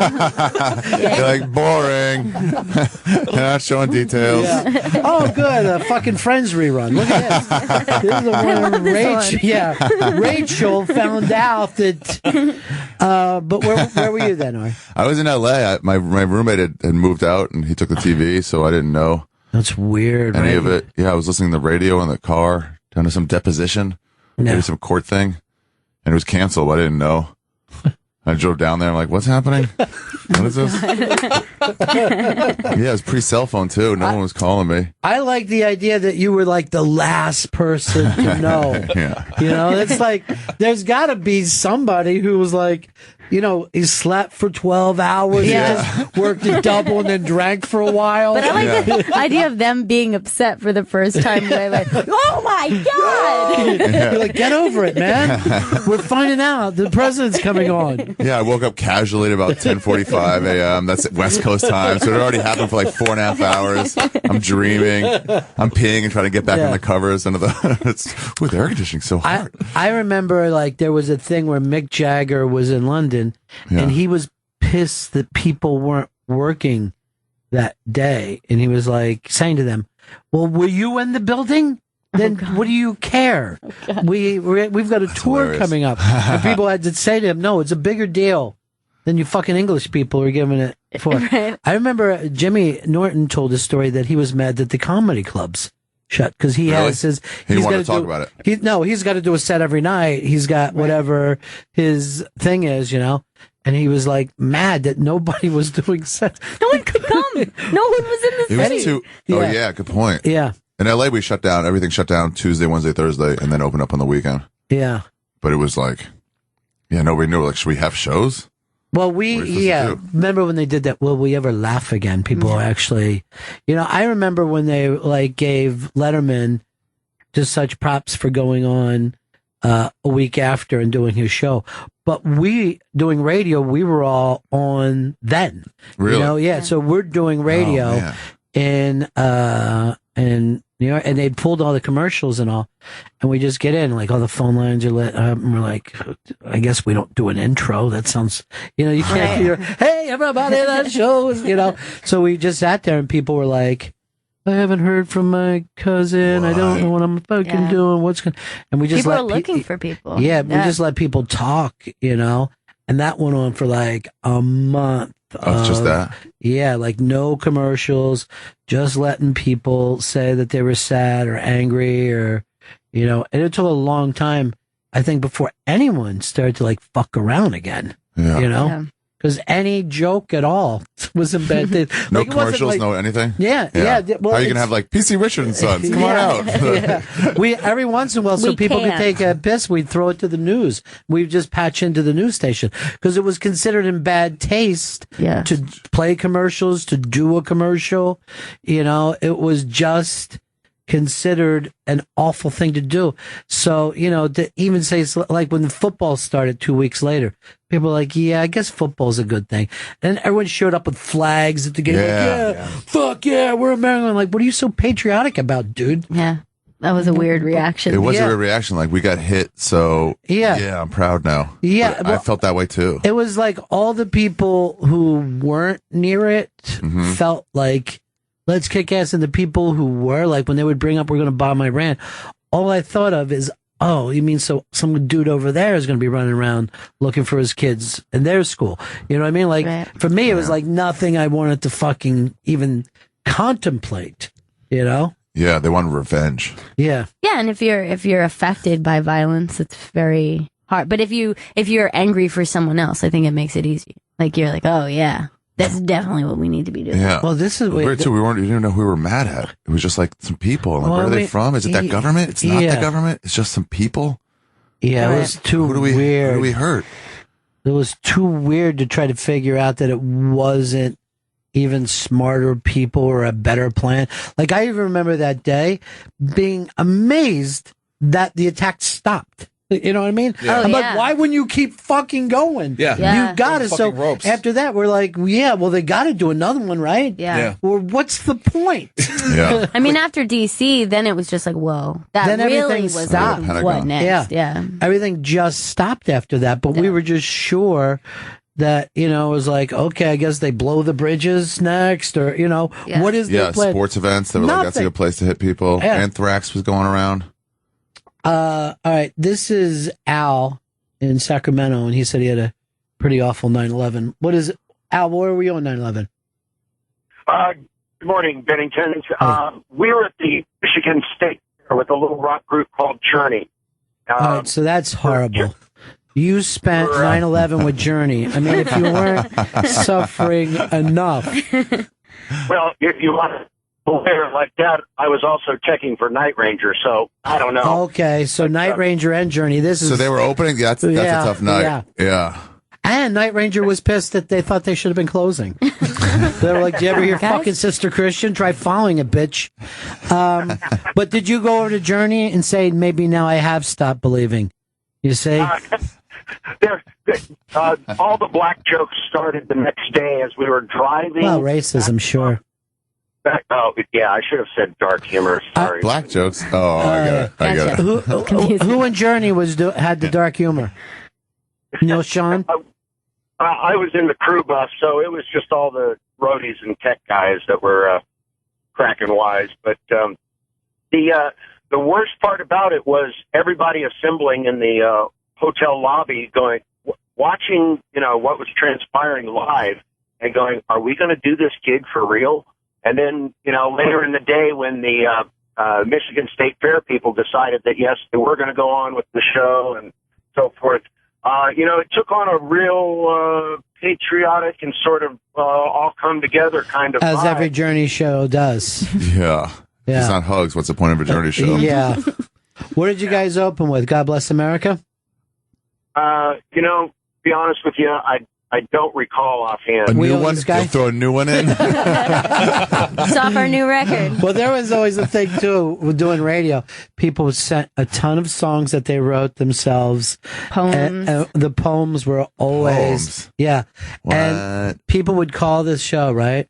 And they would just do a thing, and it was always like, the day that the towers fell, my life fell, and they do it. And then I would always write on a paper to the other guy sitting around, and I would always put up on the paper, what rhymes with cunt?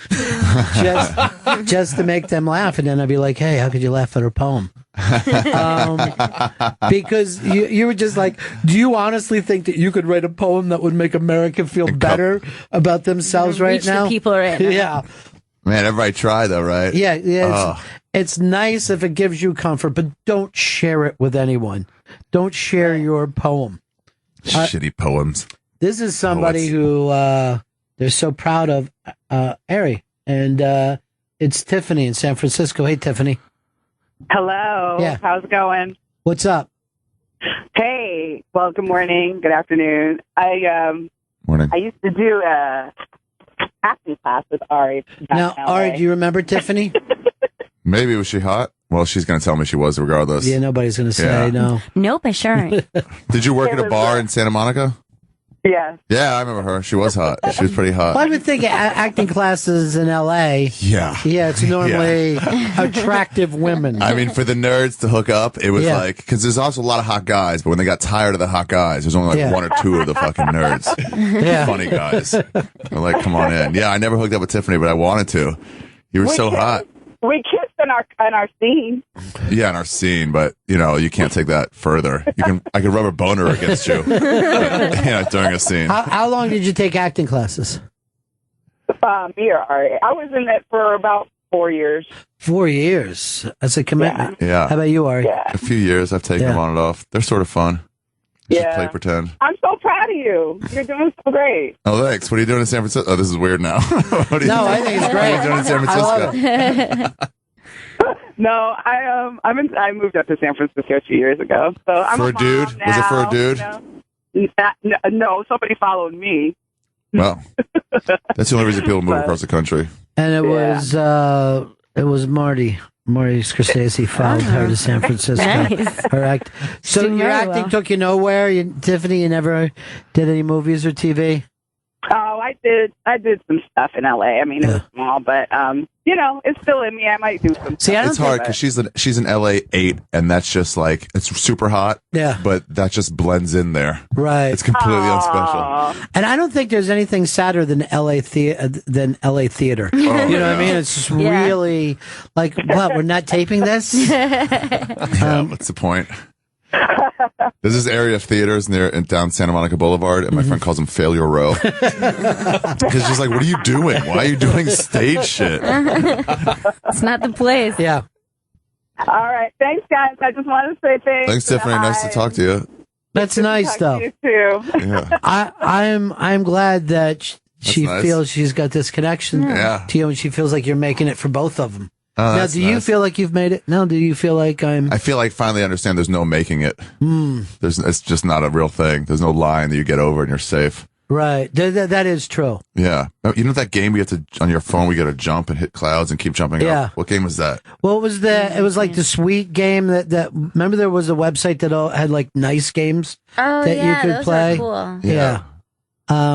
But yeah, you just. But when you get to a level, you're like, you're safe here, but there's no safe anywhere. Well, all these guys have sitcoms, and now they're working fucking selling mattresses because their money ran out. What else is really funny too is like I've met some of the biggest stars, rock and roll movies and all, and these guys will come in, they'll be like, "Yes, this fucking business takes and it takes," and you're like, "What? You made it. Not happy? Shit."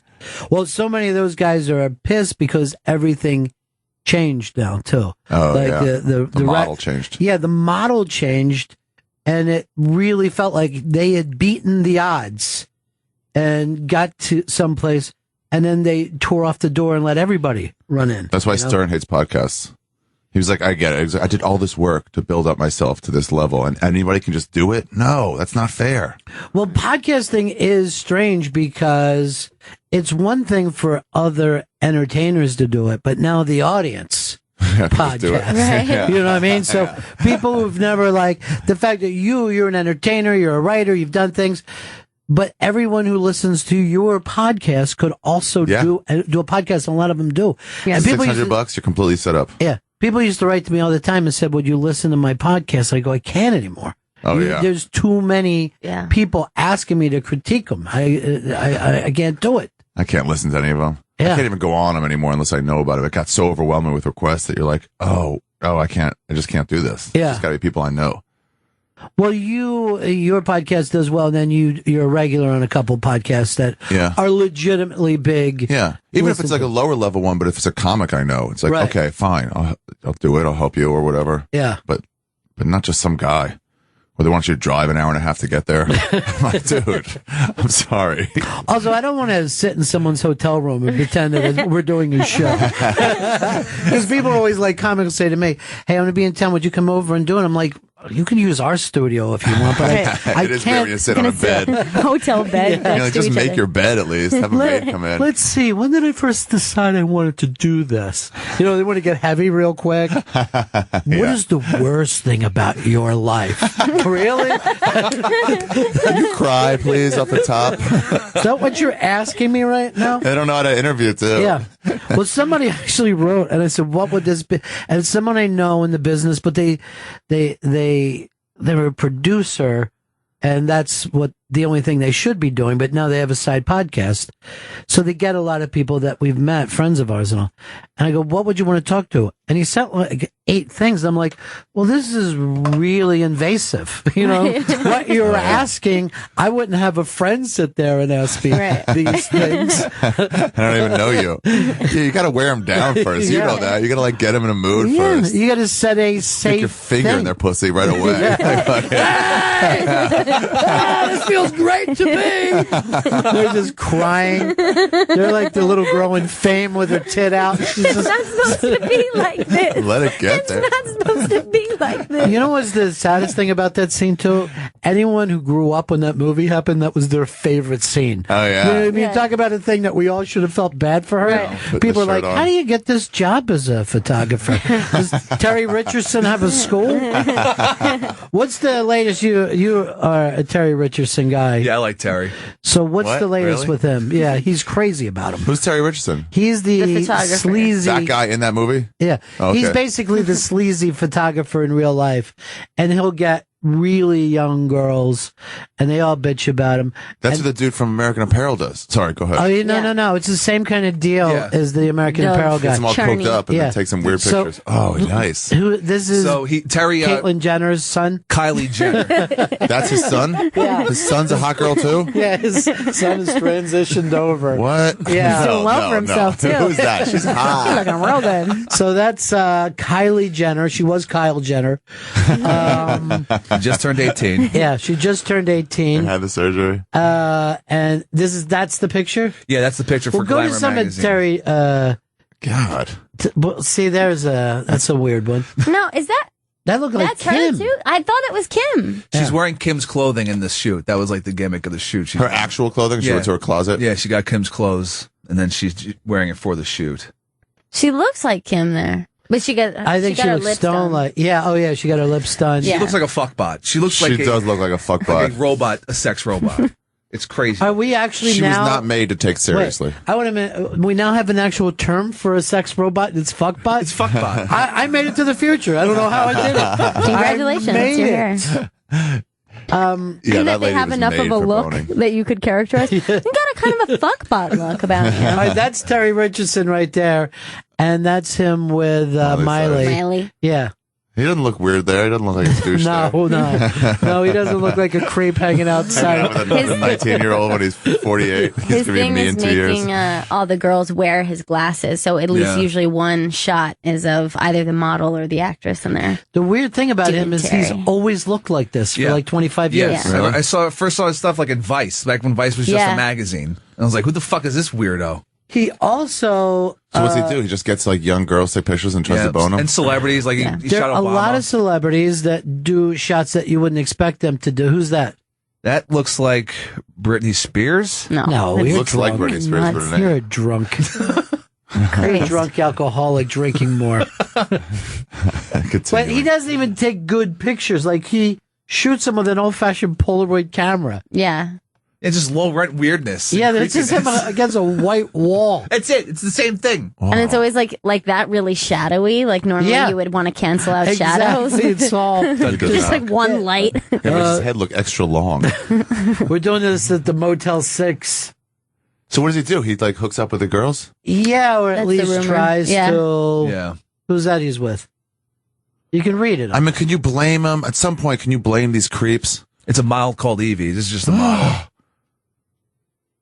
Okay, let's say you were in that position with that girl. Yeah. And then afterwards, would you be like, well, nice meeting you, see you later? See, would take you care. never? Well, you know, Would you never be like, what are you up to now? I was years ago on a Playboy shoot back when Playboy used to matter. It was like right before the internet got big, and I had this big morning show, and they invited all the models to come out to this fucking pool thing. Really? And it seemed crazy for it to stop. It just feels like this seems like we're going to Hefner this shit. You know? Let's keep this going. Yeah. And you could just see why people, like some people get into a situation and lose all their money because it doesn't make sense for that moment to You're ever living like stop. a sheik. Yeah, You're right. like, why? Yeah. Oh yeah, I get it. Harems are amazing. Just eating a turkey leg for dinner. Just a big turkey leg is all I need. I want grapes, but I don't want to take the grapes off the vine. Anyone can lower this into my mouth for me? Put the wine in a pitcher so when I pour it, I'm spilling it all over. Yeah, you can pour into lots of glasses without stopping. But that is why, you know, the gangster life, it creeps into corporate America, it creeps into political America, because there is a point of pleasure that it's insane to stop once you get there. Yeah, all those Secret Service guys who are fucking hookers in like Costa Rica or wherever. Yeah, they're just going to go for Yeah, Colombia. banging them in Colombia. Yeah, of course. I know I knew a couple people that actually went to Costa Rica to be like, I'm done. I can live cheap there, and girls will fuck you whenever you want, and they're hot, and you can live off like $8 a day. Well, Just cash in and go in there. That is what, you know, the weirdest thing is people are starting to retire at places like that because you could take $500,000 and live like it's $5 million, right? But also there's an entire generation of people retiring that were at Woodstock. So they still get fucked up. There are people now in their 60s who are like, did a tab of acid 2 nights ago. Wow. And hadn't done it for years. And it's great. I love old men, people like that. But it's a normal, like, my mother-in-law is in a retirement village, and she's like, I hate to go out on the golf course because of all the weed smoking. And I'm like, what? And she says, everyone just drives around smoking weed in their golf cart, and none of them are like, they're older now. They get meds, you know, they can get downed out, they can get morphine. And, you know, they're not. That's better than having 6 beers on the golf course. Yeah, generationally, it makes sense. If you grew up and you were young around it, just like the way older people, the generation before that could still be drunks, you know, in their It old age. seems so weird, though. Yeah. It doesn't look like the picture of a pothead. But yeah, I know. And they're just getting high and they're just playing old fucking psychedelic album. Bump, bump, bump. Like, yeah.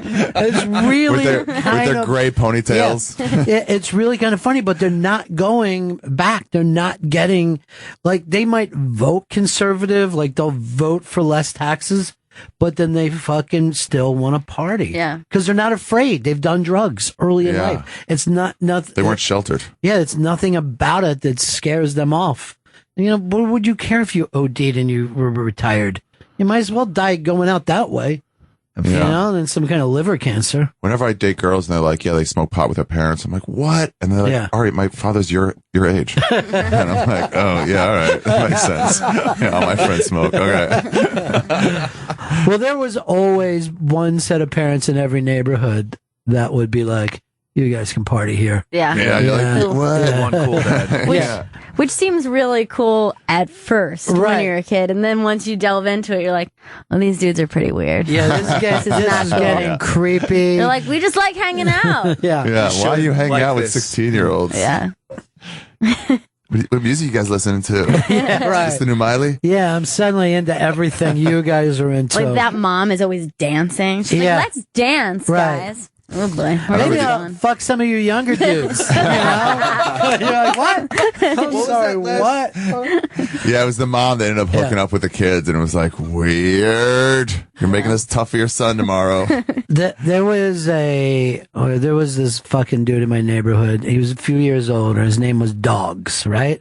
So he was with this way older, unattractive woman who had kids that I went to school with. And we would go to that house and party. And this was like a really kind of weird situation. But we went in there once and she had just gotten dogs tattooed on her fucking arm. Oh my god. And my brother told me once, I'm like, yeah, it's great. He goes, mark my words. That old man is going to come home one night kick open the door and blast all you fuckers with a shotgun. He says, I'm betting you right now. Oh, Because the father just left the situation and let it all go down. And my brother was convinced that he was going to come back. Just like the movie Joe, just blasting us one after another. Well, I wasn't part of the problem. I wasn't part of the problem. Yeah. Fuck you. Yeah, we had the Dykmans that some kid, I think his name was Dykman, who went off with a teacher. She waited right till he turned 18 and they just eloped together. And this is Orthodox Jews. But they probably fucked before that, Yeah, right? probably. Yeah. And blow a kid's mind. We're like, that's possible? Yeah. But now, he's probably late 30s and she's 65. Right. That can't still be going. Yeah. That can't still be a thing. Unless he's doing it just out of responsibility. I can't get out now. She still teaches me a lot about social studies. She's so smart about it. Every day I learn something new about American history. Ari Shafir is in studio. Ari is performing at the Comic Strip in Edmonton, Alberta, Canada, Wednesday, September 23rd through Saturday, September 26th. Go to arishafir.com for additional dates and Ari's podcast, Skeptic Tank. And on Twitter, it's at Ari Shafir. Yeah. And you're doing your first big 9/11 show. I'm doing my first. Yeah, well, when he told me that he went through it, I was making fun of him being fat, and he was like, because fat people have no excuse; they're just using excuses. And he goes, "No, some people can't lose weight." I'm like, "Bullshit." He's like, "I have PTSD." I'm like, "From what?" And then he started telling me, I was like, "Oh, damn." Oh God. Now I feel. Yeah, and then I talked him into talking about it.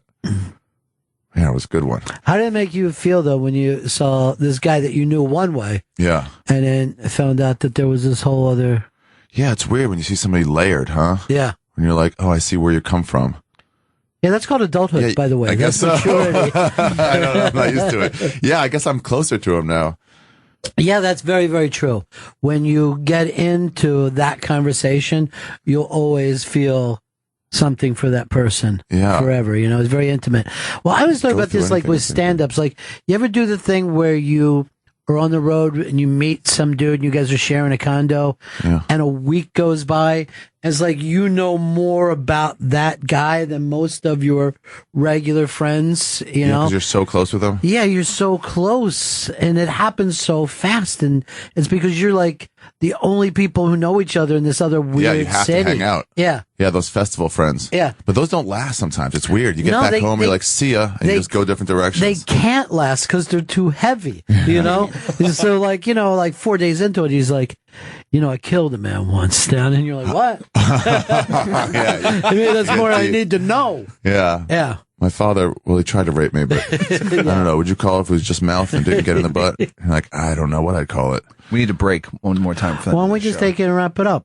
Because what time we gotta... I'm sorry, by the way. I was trying to get down here, and some okay. old lady was like, "Can you test the door for me? The door thing doesn't work." And I was like, "I gotta go." She's like, "Can you please test?" I'm like, "All right." And I go into my apartment and hit the buzzer for her. Yeah. Doesn't work, turns out. Why can't you wrap it up, Chris? We can just wrap it up early because we have just extra breaks. Yeah. And just throw commercials at the end? Yeah, just throw nice commercials at the end. Commerce it up. Start it, yeah, and then it's up to Stanley has to deal with it. I'll explain it. As you're out smoking cigars. Where were you 9/11, Chris? Let me guess. Getting high? No, I wasn't actually. There was some comic who lost their virginity on 9/10 and woke up to 9/11 and thinking he was responsible for it. Oh my God! It wasn't Mike Kaplan. I forgot who it was. That's but it was a great story, though. Yeah, he thought he was responsible. Yeah, and everyone. And everyone. Yeah. I like to say, no Jews were affected by 9/11 because we got, I probably shouldn't say this. We got the early warning, and then we all kind of took off. And a couple I Jews actually died. heard that from people. Yeah, that was a real theory that, Jews were responsible. But you know what a lot of Jews said to me on 9/11? What? You see? We've been trying to tell you guys this for years. You wouldn't listen. Look it. Now, are we overreacting with them? Can you see some of them are problematic? Finally, you're waking up to what we've been dealing with. There were a lot of Jews. There was some Jewish, Israeli on the Connecticut basketball team. And he was like, "Yeah, I can help you guys through this." So I dealt with this my whole childhood and stuff. Yeah. It happens. Well, that's weird. I had forgotten the thing that right away they were saying, "Did you notice no Jews were there because it was like the conspiracy theory shit started so fast. Immediate. Yeah. I said a couple Jews died, but that's only because they went back in and closed a couple deals. They thought they had extra time, and then they got lost in their work. Yeah, the conspiracies with who planned it and who. Yeah. To this day, I mean, it's like the number one conspiracy thing. People still say, jet fuel can burn steel beams or melt steel beams. Like that. Yeah, everyone's a sudden expert on that type of metal and how it burns. Yeah. And I'm like, well, you didn't even know that was a metal until now. I saw a documentary. I mean, I would be willing to fucking accuse anyone of anything. I have no problem with that. But you'd have to say that the entire fire department, who are investigators, and the New York Police Department, who are investigators, would help cover up that their friends died. Yeah, you know what I mean? Like, it just doesn't have regular guys would have to be part of that. I have no problem to say a president did something or a CIA guy. I would believe that about any. All of them covered it up. Not like 20% of them. Like, well, I'm talking. Like a bunch. Shut your mouth. You agreed. I was drunk and I just told my girlfriend, and that was it. Conspiracies works when 7 people or less. Yeah. And even then, you're like, shut up, shut up. I see you thinking about it. Shut up. It's really why they say that, the mafia has to go back and start killing guys, their own dudes, so they won't talk. You got to start hanging guys off of meat hooks. But and I remember the people in what they were going, how come they never showed the plane hitting Washington? I'm like, I did see that fucking plane. Well, how come I didn't see it? Because he didn't look. Research didn't happen then. Yeah, they have the shots of that. Yeah, they claimed that one wasn't a real because there's no plane. They said it was a missile. They said it was a missile was fired at the Pentagon. The only thing I think that they weren't saying was that they shot one of those planes down. And that could have happened. I mean, that probably would have been the right move and would have been a bad thing to tell the American people. That probably. That's the only one that seems like slightly likely. Yeah. I feel like you should have just told everybody. Let's let everybody in on it. Like, hey, we had to shoot this one down because, I mean, they wanted to show the story of like the heroes who took the plane down. But like, I don't know, man. Just say like, well, at least we got one before it did more damage. Yeah. We had to shoot this. I just got back from a month in the UK. And they're more into their government. Like, there's no, like, they don't accept covering up stuff. They're just like, just tell us what's going on. Well, I think that there is I think Americans like to be bullshitted. Yeah. I think it's one of the reasons why they like Donald Trump is like, he acts like this is going to be easy. Fixed. And they're like, great. Yeah, see, I've been telling you. All you gotta do is you take the taxes, you get everybody in the country $1 million, and then we're all fine. You're like, that doesn't work with math. Yeah. But I think that's why they all liked Reagan, is because he was like everyone's old grandpa, and he's just like, hey, shining city on the hill, and everyone's like, okay, cool. I like this Great. guy. Yeah. I like Trump because when I was little, when I was in like 6th, 7th grade, we used to play Trump the Game every Saturday, and it was really pretty good. And just based on board game alone, I think Trump is the forerunner. Well, let's see. I've had Trump water, Trump steaks. Yeah, you've been at the Trump. Yeah. But yeah, that name is just around. But I will feel disappointed if he doesn't get elected. Really? Yeah, because you'll feel like cheap. Yeah, it just feels like, how's this going to end? Let's fucking see. I lost complete faith after Obama because I bought in a little bit, and now I'm like, he either lied or he wasn't able to change it. I'm like, the system is corrupt. So fuck it. Let's get Trump in there. Let's get some garbage, crazy people in there. Right. I think Obama, the only way that his thing would have worked is if he would have said to the American people, all right, don't go away now. Stay with me every day, and I'm going to explain to you why this isn't working today. Yeah. You know what I mean? Like, and if you want to call these other people and bitch, but you just can't give somebody the keys and walk away. Yeah. And expect them not to get corrupted or changed. And I think there's some governments who feel like, the people are like, hey, the government, that's a fun thing. We should all be talking about it all the time. And we kind of hate it in this country. We kind of hate taking any risk. Fuck, we haven't gotten past the slavery thing in all these years. We sure have not. No closer at all. I know. And I keep saying, bring it back. But people are just like unable to have the conversation. I definitely, I would have said this. If I was a slave, And if there was like, I don't know, like He'd be an awful slave. Well, oh my if there God, was a he's so bad. if there was a suggestion box, I would have wrote in there. This would really go a lot better if the white people would help us. Yeah, I think we'd get everything done faster if it wasn't just us doing it. Because whipping's not a thing. That's not. You're not helping. Yeah, the whipping slows us down, if anything. Yeah, we can't pick things up when we're being whipped. I mean, a lot of times if I get whipped, it takes me like 3 or 4 weeks before I'm back in mode. And the guys watching us, can they watch us while they're picking some of the cotton? Come on. Join in, lead by example. Yeah. Let's all care about this. Even place. William Wallace was on a horse, like saying, let's rush them. He wasn't like saying from behind. And maybe we don't work in the heat of the day. You know, there's autumn, we can get a lot more done. Early morning stuff or early evening, and then we siesta during the afternoon. I'm thinking night shift for me. I'll be a night shift worker. So, but they never had suggestions. They never had suggestion boxes. Yeah, but you know why? Because they were too busy picking cotton that they couldn't build a suggestion box. That's sad. If they gave them some time to like empowerment. Did they? And I would also write, can we pick something besides cotton? Avocado. Yeah, avocado. There's lots of stuff. That's not so sticky on the fingers. Bend over in the morning, reach up in the afternoon. Yeah, and then we Equal it get the out. whole day done. All right, I see you panicking, Chris, so we'll end this right now. What are you panicking about, bro? We have a clock to. Oh, yeah. If other things don't get done by 3, he's fired. Responsibility. Ari Shafir's been in the studio. His podcast is The Skeptic Tank. It's usually funny, by the way. It's not always serious. It's like always this. 9/11 stories. It's the 9/11 podcast with Ari Shafir. Go to arishafir.com and it's on iTunes. Ari's performing at the Comic Strip in Edmonton, Alberta, Canada, Wednesday, September 23rd through Saturday, September 26th. Go to arishafir.com for all additional dates.